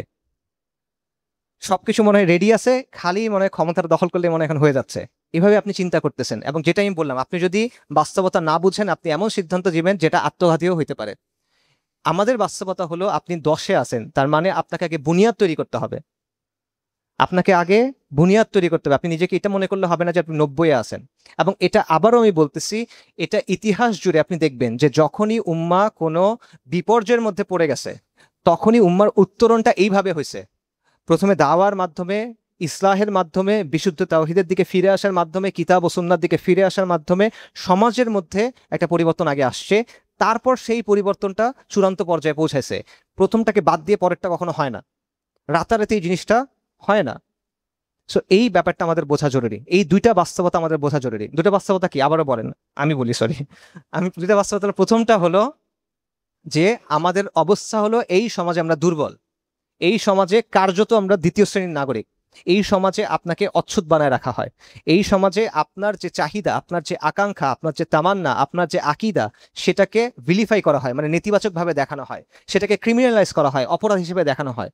ইসলামের শিক্ষা হলো শরিয়া চাওয়া। শরিয়া চাওয়াকে এরা উগ্রবাদ বলে। মাথায় টুপি দিয়ে বলে শরিয়া চাওয়া উগ্রবাদ, মাথায় টুপি দিয়ে কুফর করে, ওই কুফর কথাটা বলার জন্য মাথায় টুপিটা পরে। এইটা হলো বাস্তবতা। দ্বিতীয় বাস্তবতা হলো এই কাজটাকে যদি দুইটা ধাপে ভাগ করেন, যে আল্লাহর জমিন, আল্লাহর দিন কায়েম করা, প্রথম ধাপটা হলো বুনিয়াদ তৈরির, দ্বিতীয় ধাপটা হলো তামকিন অর্জনের অথবা ইনকিলাবের, যে কোনো একটা বলেন। আমরা প্রথম ধাপে আছি, দ্বিতীয় ধাপে না। এই দুটা বাস্তবতা বোঝা। আবারও বলতেছি, এটা যদি আপনার সন্দেহ থাকে এই বিষয়গুলোর সাথে মিলায় নেন, যে বাংলাদেশে এখনো শিক্ষার ক্ষেত্রে, শাসনের ক্ষেত্রে, পলিসির ক্ষেত্রে, অর্থনীতির ক্ষেত্রে, সংস্কৃতির ক্ষেত্রে, পোশাকের ক্ষেত্রে কোনো একটা বিষয়ের ক্ষেত্রে ইসলামের মূলনীতি অনুসরণ করা হয় না। এটা যখন অনুসরণ কথা বলা হয়, অনুসরণ করার কথা, সেটাকে নেতিবাচকভাবে দেখানো হয়, মৌলবাদ বলা হয়, উগ্রবাদ বলা হয়, নানা ধরনের জিনিস বলা হয়। বাংলাদেশে যারা ইসলামপন্থী বলে নিজেদের পরিচয় দেয়, তারা ইসলামের কথা বলে না। বাংলাদেশে জনপরিসরে যারা ইসলামের কথা বলে রাজনীতি করে, এবং আমি কোনো একজনের কথা বলতেছি না, অনেকজনের কথাই বলতেছি, তাদের মধ্যে কে স্পষ্টভাবে এই কথাটা বলে যে এই যে বিষয়টা চলতেছে এটা গায়রুল্লাহ শাসন, এটা কুফরবিত্ত আগত হচ্ছে না, এবং আমাদের আবশ্যক হলো ইসলামী শরিয়ার দিকে ফেরত যাওয়া? আপনি সর্বোচ্চ বলতে পারবেন কি কল্যাণ রাষ্ট্র, আপনি সর্বোচ্চ বলতে পারবেন যে রিপাবলিক, ইসলামী রিপাবলিক, আপনি সর্বোচ্চ বলতে পারবেন যে ইসলামের মূলনীতি অনুযায়ী ডেমোক্রেসি, এতটুক। কিন্তু ইমারা, শরিয়া, খিলাফা, এটা আপনি বলতে পারবেন না। এটা যে বলে সে উগ্রবাদী, মামলা দেওয়ার বিরুদ্ধে, রাইট? এইটা হলো বাস্তবতা। আরেকটা বাস্তবতা হলো যে সাধারণ মানুষের কাছেও বিষয়গুলো স্পষ্ট না। এই দোষ কার? সাধারণ মানুষের কাছে এটা স্পষ্ট কিনা বলেন? শাসনটা যে আল্লাহর হওয়ার কথা, শরিয়া যে কায়েম হওয়ার কথা, এই বিষয়গুলো সাধারণ মানুষের কাছে স্পষ্ট? স্পষ্ট না কেন? এই দোষ কার? এই দোষ আমাদের। কাফেররা তাদের যে আদর্শ এটা পৌঁছায় দিছে এদের কাছে, মানুষ বুঝে না বুঝে সে কথাটা শিখছে, হ্যাঁ এটা লাগবে, ভোটের অধিকার, তাই না? এই কথা সে বুঝছে, বুঝে না এটার মানে, কিন্তু সে কথাটা মুখস্থ করে নিছে, কিন্তু আপনার কথাটা সে আপনি তার মাথায় দিতে পারেন নাই। এটা আমার আপনার ব্যর্থতা। তারপর দেখেন যে আমরা জাতীয় যতগুলো ইস্যু আছে বাংলাদেশের, কোনো জাতীয় ইস্যুতে, মানে মানুষের দৈনন্দিন জীবনের যে সমস্যা, আর্থসামাজিক সমস্যা, কারণ সাধারণ মানুষ কিন্তু আকিদা নিয়ে, আদর্শ নিয়ে চিন্তা করে না। সে চিন্তা ওটা কি নিয়ে? তার পেট নিয়ে, তার পরিবার নিয়ে। তো তার যে সমস্যাগুলো আছে, এবং তার তো অনেক সমস্যা আছে, দুর্নীতি আছে, চাঁদাবাজি আছে, সন্ত্রাস আছে, অনেক সমস্যা আছে। এই সমস্যাগুলোতে আপনি তার পাশে গিয়ে দাঁড়াইছেন কিনা? সত্যি করে বলেন, আমরা দাঁড়াইছি কিনা? বাংলাদেশের ৫৪ বছরের ইতিহাসের মধ্যে দেখেন যে কোনো এই ধরনের জাতীয় আন্দোলন ইসলামপন্থীরা শুরু করছে কিনা এবং সফল হয়েছে কিনা। আমরা খাস খাস কিছু ইমানি ইস্যু যেটা আমরা বলতেছি, সেই ইস্যুতে কাজ করছি, কিন্তু মানুষের যে বিষয়ে চিন্তা সেই বিষয়ে আমরা তার পাশে দাঁড়াই নাই। এখন জনগণের ফিতরাত হলো, জনগণ ওই মানুষটাকে নেতৃত্বের জন্য উপযোগী মনে করে যে তার প্রয়োজনের সময় তার পাশে দাঁড়ায়। এটা মানুষের ফিতরাত। এখন সে দেখে তার প্রয়োজনের সময় আপনি তার পাশে নাই, আপনার প্রয়োজনের সময় আপনি তারা ডাকতেছেন। এখন সে যে তাও আপনার কথা শুনে, এটাই তো মনে হয় অনেক, নাকি? নাকি আপনি তাকে দোষ দিবেন যে এরা সবাই মুনাফিক হয়ে গেছে? না, আপনি আপনার কাজ করেন নাই, আমি আমার কাজ করি নাই, আমি তার পাশে গিয়ে দাঁড়াই নাই। আপনি বলতেছেন ইসলাম হলো complete way of life, complete code of life, পূর্ণাঙ্গ জীবন বিধান। পূর্ণাঙ্গ জীবন বিধানের মধ্যে ভাই চাঁদাবাজি, তারপরে যে সিন্ডিকেটবাজি, দুর্নীতি, এই বিষয়গুলো নাই, এগুলো সমাধান করার কথা নাই। আমর বিল মারুফ নাহিল মুনকারের মধ্যে এগুলো নাই, আমরা করি নাই, তো আমরা সরাই ফেলছি ওখান থেকে। তো মানুষ অবভিয়াসলি মনে করতেছে যে এর কাছে আমি যাব মাসলা মাসাইল জানতে, এদের কাছে আমি জানবো একটু আখিরাতের কথা শুনতে, কিন্তু আমার দুনিয়ার জন্য যাব আমি অমুক তমুকের কাছে। তো এই অবস্থাটাও আমাদের একটা সমস্যা যেটা আমরা করি নাই। এবং জনপরিসরে স্পষ্টভাবে এই কথাটা কে বলতেছে আমাকে বলেন, স্পষ্টভাবে কে বলতেছে যে আল্লাহ আমাদের দুনিয়াতে পাঠাইছেন কুফর বিত তাগুত ঈমান বিল্লাহর জন্য। এবং কুফর বিত তাগুত ঈমান বিল্লাহর মানে হলো সব ধরনের শিরক অস্বীকার করা, যার মানে হলো এই প্রাসাদের শিরক, এই সংসদের শিরক, এই সংবিধানের শিরক, এগুলো অস্বীকার করা। এই কথাটা প্রকাশ্যে কে বলতেছেন বলেন জনপরিসরে? বলা হচ্ছে না। যে রাজনৈতিক প্রকল্পগুলো আমাদের সামনে আছে তাদের নিয়ত ভালো, আমি তাদের নিয়তকে অস্বীকার করি না, কিন্তু এই বিষয়গুলো স্পষ্ট করা হয়েছে কিনা বলেন? হয় নাই। এটা বাস্তবতা ভাই। আবেগ দিয়ে এই বাস্তবতা আপনি আড়াল করতে পারবেন না। সো সব দিক থেকে এই বাস্তবতা স্বীকার যদি আমরা করি, তার মানে হলো আমরা বুনিয়াদি পর্যায়ে আসি। তাহলে আমি বলছিলাম আমি আপনাদেরকে তিনটা দায়িত্বের কথা বলবো, দুটা বাস্তবতার কথা বলবো, তারপর একটা আহ্বান করব। আমি আবার রিক্যাপ করি, ফাতাক্কির ইন্না ফাতিজ যিকরা। তিনটা দায়িত্ব কি? তাওহীদ জানা, বোঝা, মানা, বাস্তবায়ন করা, এর দিকে মানুষকে আহ্বান করা। এবং এটা করবেন ওই ওই শিরকের ব্যাপারে বেশি করে, সবগুলোর ব্যাপারেই করবেন, খাসভাবে ওইটার ব্যাপারে বেশি করবেন যেটা মানুষের মধ্যে বেশি প্রচলিত, নাকি যেটা মানুষের মধ্যে প্রচলিত না ওটা নিয়ে বলবেন বেশি। যেটা বেশি প্রচলিত ওটা নিয়ে আপনার বলতে হবে, এটা আপনার দায়িত্বের মধ্যে পড়ে, দাওয়াতের দায়িত্বের মধ্যে এটা পড়ে। তারপর হলো আমর বিল মারুফ নাহি আনিল মুনকার, এবং তারপর হলো আল্লাহ জমিনে আল্লাহ দিন সামগ্রিকভাবে কায়েম থাকুক এটার জন্য চেষ্টা করা। এই তিনটা দায়িত্ব, দুটা বাস্তবতা। এই সমাজে আপনি দুর্বল, এই সমাজে আপনি সেকেন্ড ক্লাস সিটিজেন, আপনার হক নাই কোনো, আপনি কোটায় আছেন। আর পরবর্তী বাস্তবতা হলো যে দিন কায়েমের যে প্রক্রিয়া, এটার মধ্যে আমরা কোনোভাবেই শেষ পর্যায়ে পৌঁছায়নি, আমরা প্রাথমিক পর্যায়ে আছি, যেটা হলো বুনিয়াদ তৈরির পর্যায়ে। তো এই জায়গায় আমি সর্বশেষ পয়েন্টে যাই, যেটা হলো আমার আহ্বান আপনাদের প্রতি বা আমার আপনাদের প্রতি অনুরোধ। যদি এই কথাগুলো আপনারা স্বীকার করেন এবং মানেন, তাহলে আমাদের কাজটা কি? আমাদের কাজ হলো এই পর্যায়ে কাজ করা, সমাজের মধ্যে বুনিয়াদি পর্যায়ের মধ্যে আমি আসি, এই তিনটা আমার দায়িত্ব, সমাজের মধ্যে আমি দুর্বল, এই সবগুলো জিনিস আমার চোখের সামনে রেখে এবার কাজে ঝাঁপায় পড়া, কাজ করা। কেন কাজ করা? এটা কি আমার অবসর সময় আমি কিছু কাজ করব নফল আমল হিসেবে? না, এটা আপনি করবেন আবারও আল্লাহর কাছে ওজরের জন্য, আল্লাহর কাছে নাজাত পাওয়ার জন্য, আল্লাহর পাকড়াও থেকে বাঁচার জন্য। এই জন্য আপনি এই কাজটা করবেন। আল্লাহ পরীক্ষা করবেন আমাদের, ওই পরীক্ষা থেকে বাঁচার জন্য করবেন। কবরের তিনটা প্রশ্ন আছে, এই তিনটা প্রশ্নের উত্তর তো মুখস্থ, একটা কাফেরও তো এটা মুখস্থ করতে পারবে না? সহজ প্রশ্নের উত্তর, এক এক শব্দের উত্তর। তাহলে মানুষ পারবে না কেন বলেন? কারণ এটা মুখস্থ করার বিষয় না, এটা প্রমাণ করার বিষয়। সেই প্রমাণটা দেওয়ার জন্য আপনি এই কাজগুলা করবেন। এবং সেই কাজটা আপনি কি করবেন? সেই কাজের জন্য আমাদের যেটা করতে হবে, প্রথমত তাওহীদের দাওয়াত আপনার দিতে হবে। এবং এটাও আপনি নবীদের কাছ থেকে শিখবেন, আর কারোর কাছ থেকে শেখার দরকার নেই, নবীদের কাছ থেকে শিখেন।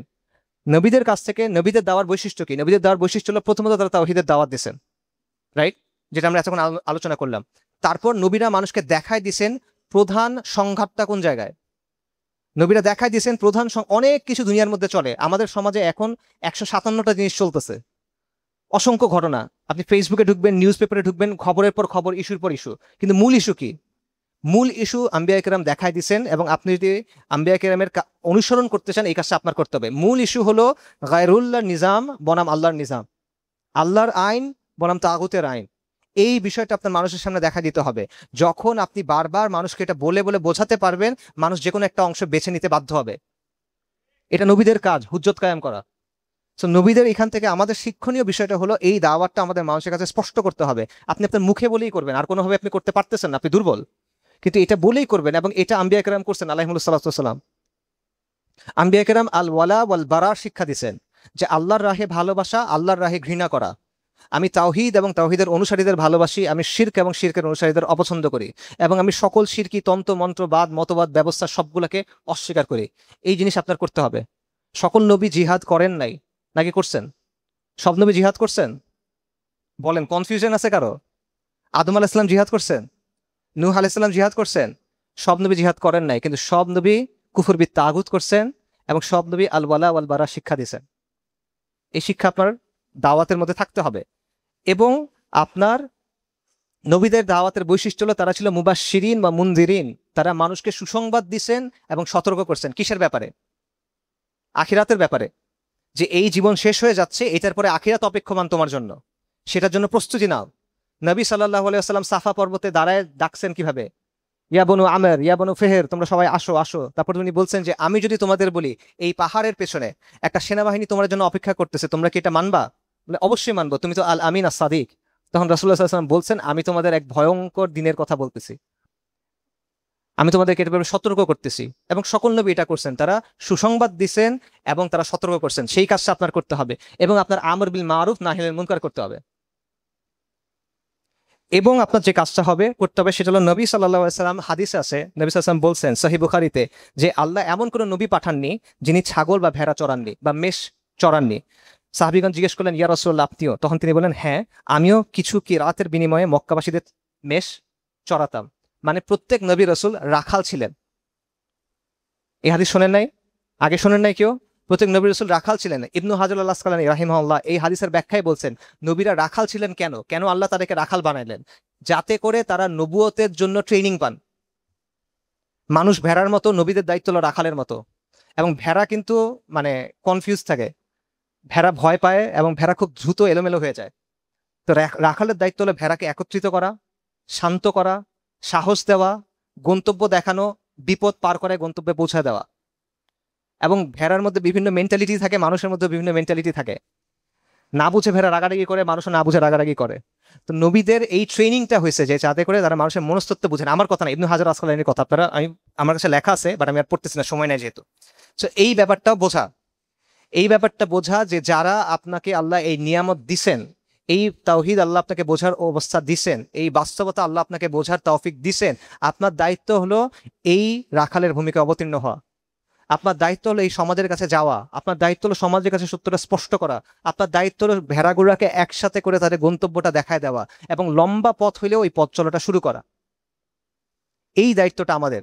এইটা আমার আপনাদের প্রতি আহ্বান যে আপনারা কাজে ঝাঁপায় পড়েন এবং আপনি অনেক বড় উদ্দেশ্য রাখেন, কিন্তু এই কাজ শুরু করেন আপনার কমিউনিটি থেকে, আপনার পাড়া থেকে, আপনার মহল্লা থেকে, আপনার পাশের বাড়ি থেকে, আপনার নিজের বাড়ি থেকে। কারণ এভাবেই মুহাম্মদ রাসূলুল্লাহ সাল্লাল্লাহু আলাইহি ওয়াসাল্লাম কাজ শুরু করছিলেন, এভাবেই সাহাবায়ে কেরাম রাদিয়াল্লাহু আনহুম আজমাইন কাজ শুরু করছিলেন, এভাবেই কাজ শুরু করছেন নূহ, ইব্রাহিম, মূসা, ঈসা, সবাই আলাইহিমুস সালাতু ওয়াস সালাম। নাকি এটা অস্বীকার করবেন? ওইভাবে কাজ শুরু করেই পুরো দুনিয়ার উপরে তাদেরকে সম্মানিত করা হয়েছে, নাকি করা হয় নাই? এভাবেই তো হয়েছে, কারণ এইভাবেই আল্লাহ চান। এখন আপনি মনে করছেন যে আমি অনেক বড় করে একটা কাজ করব, যেমন ধরেন যখন অনুষ্ঠান করা হয়, রাইট, কেউ একটা কাজ শুরু করে, প্রথমে মনে করে যে আমি 5,000 মানুষ নিয়ে একটা অনুষ্ঠান করব। কিন্তু আকলও বলে এটা যে প্রথমে 5,000 মানুষকে দিয়ে অনুষ্ঠান করতে পারবেন না, প্রথমে হয়তো আপনি 15 জনকে নিয়ে করতে পারবেন, রাইট? সো কাজ ছোট থেকে শুরু করতে হয়, তারপর বড় করতে হয়। আমাদের সমস্যা হলো আমরা ছোটর কাজটা করতে চাই না। আমি চাইতেছি যে আমি প্রথমে পিএইচডি করব, আমি স্কুলে পড়বো না, প্রাইমারি পড়বো না, এসএসসি দিব না, এইচএসসি দিব না, অনার্স পড়বো না, মাস্টার্স পড়বো না, সরাসরি পিএইচডি করব। এটা হয় কিনা বলেন? হয় না। এগুলা পাস করতে পারলেই কেবল আপনি ওখানে যেতে পারবেন, তার আগে পারবেন না। সো আপনি যদি ইনকিলাব চান, মানে পূর্ণাঙ্গ বৈপ্লবিক রূপান্তর চান, যেই ধরনের রূপান্তর রাসূলুল্লাহ আনছিলেন, কোনো কাফেরের কথা আমরা বলতেছি না, রাসূলুল্লাহ আনছেন, যেটাকে আবুল হাসান নাদভী সহ অনেকে বলছেন যে পূর্ণাঙ্গ বৈপ্লবিক রূপান্তর তারা আনছেন, ইসলামের বিপ্লবের কথা তারা বলছেন। এই বিপ্লবটা যদি আপনি চান, আপনি রাসূলুল্লাহ সাল্লাল্লাহু আলাইহি ওয়াসাল্লামের পদাঙ্ক অনুসরণ করতে হবে। এবং সাল্লাল্লাহু আলাইহি ওয়াসাল্লাম তিনি শুরু করছেন তার ঘর থেকে, তার প্রতিবেশীদের থেকে, তার মহল্লা থেকে, পাড়া থেকে। এখান থেকে আপনার কাজ শুরু করতে হবে। এবং যদি নবী এবং আম্বিয়া কেরাম আলাইহিমুস সালাতু ওয়াস সালাম তাদের শেখানো মূলনীতি অনুযায়ী এবং সত্যকে গোপন না করে আপনি এই দাওয়ার কাজটা করেন, আপনি এই আমর বিল মারুফ নাহি আনিল মুনকারের কাজটা করেন, আপনি মানুষের কাছে যান এবং আপনি আল্লাহর প্রতি সৎ থাকেন, ইনশাল্লাহ আপনি দেখবেন সমাজের মধ্যে কয়েকটা বিষয় ঘটবে। প্রথম যে বিষয়টা ঘটবে সেটা হলো সত্য এবং মিথ্যা স্পষ্ট হইতে থাকবে। এটা আল্লাহর সুন্নাহ। আল্লাহ আযজা ওয়া জাল যখনই নবীকে পাঠাইছেন কোনো জায়গায়, হক এবং বাতিল আলাদা হয়ে গেছে। হক এবং বাতিল যখন মিলেমিশে থাকে, এটা সবার জন্য অস্পষ্ট, মানুষ এটার মধ্যে ফিতনার মধ্যে পড়ে, এবং নবীরা এসে এটা স্পষ্ট করে দেন। এবং তখন মানুষ বাধ্য হয় যে কোনো একটা বেছে নিতে, একদিকে ঈমান, একদিকে কুফর। এইবার সমাধান হবে, সেই সমাধান আল্লাহ আযাব দিয়ে আনতে পারেন, সেই সমাধান আল্লাহ হিজরতের নির্দেশ দিয়ে আনতে পারেন, সেই সমাধান আল্লাহ জিহাদের ফি সাবিলিল্লাহর মাধ্যমে আনতে পারেন। কিন্তু আগে ওই হুজ্জতটা কায়েম করতে হবে, আগে সমাজকে ভাগ করে দিতে হবে। নবী আলাইহিমুস সালাতু ওয়াস সালামের ব্যাপারে কুরাইশরা বলতো যে এই লোক অরাজকতা সৃষ্টি করে, নাউজুবিল্লাহ, এই লোক অস্থিতিশীলতা সৃষ্টি করে, এই লোক স্বামী এবং স্ত্রী, পিতা এবং পুত্র, ব্যক্তি এবং গোত্র, ভাই এবং ভাইকে আলাদা করে দেয়। বাস্তব তো। কারণ আল্লাহ আযজা ওয়া জাল আমাদেরকে বলছেন তাওহীদ এবং শিরক আলাদা থাকবে, ঈমান এবং কুফর আলাদা থাকবে, এবং মুমিন এবং কাফের আলাদা থাকবে। এই কাজটাই নবীরা করছেন, এই কাজ আপনার করতে হবে। আপনার কুফর এবং শিরক, কুফর শিরক আর ঈমান এবং তাওহীদ আলাদা করে দিতে হবে, এটা স্পষ্ট করতে হবে। এবং এইভাবে যদি আপনি কাজ করেন, ছোট থেকে শুরু করে ইনশাল্লাহ আল্লাহ এই কাজটা করে দিবেন।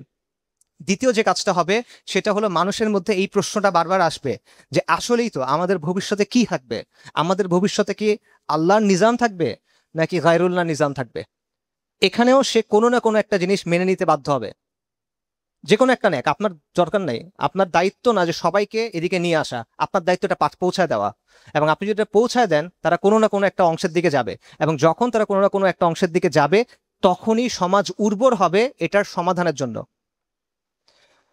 আপনাদের চোখের সামনে উদাহরণটা হলো 2024 সালের অগাস্টে বা জুলাইতে যখন হাসিনার বিরুদ্ধে আন্দোলন হলো, আন্দোলনের যেই বিষয়টা মানুষের কাছে স্পষ্ট ছিল ওইটা সমাধান হয়েছে, যেই বিষয়টা অস্পষ্ট ছিল সেটা সমাধান হয় নাই, হবেও না।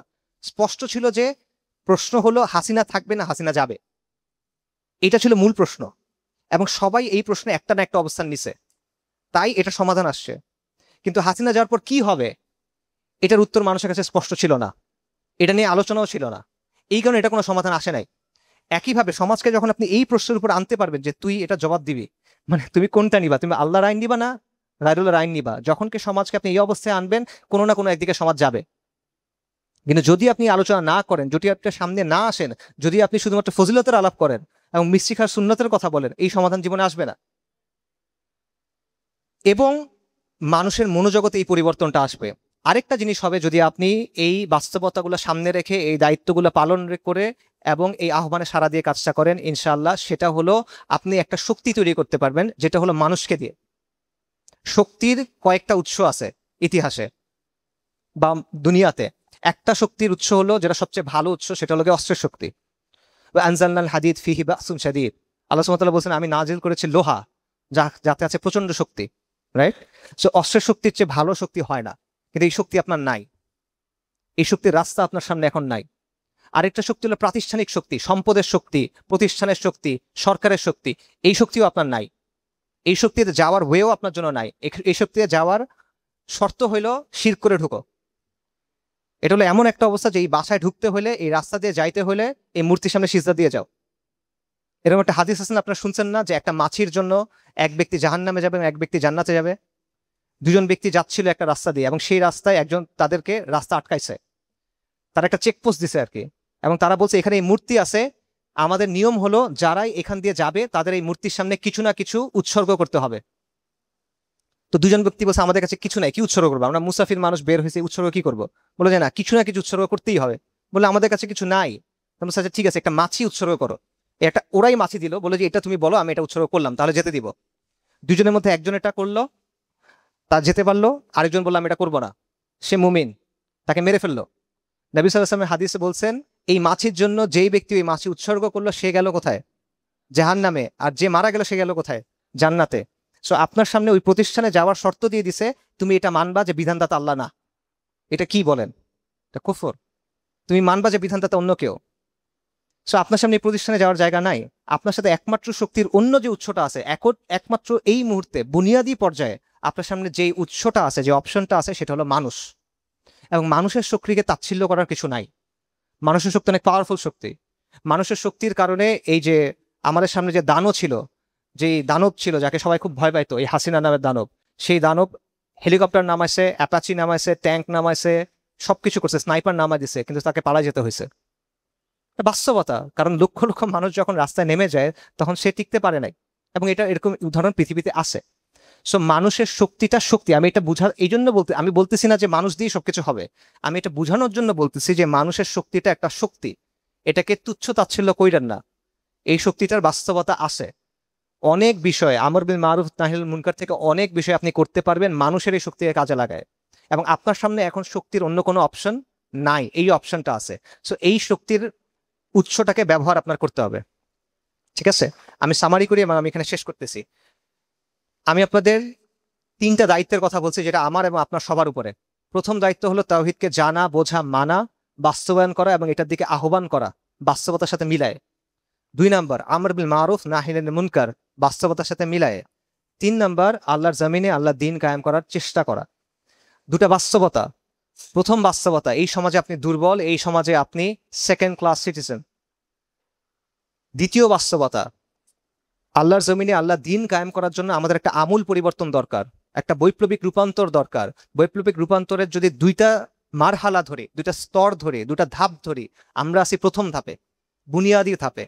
আমরা অনেক দূরে এখনো গন্তব্য থেকে। এই বাস্তবতা মেনে নিয়ে আপনার কাজ করতে হবে।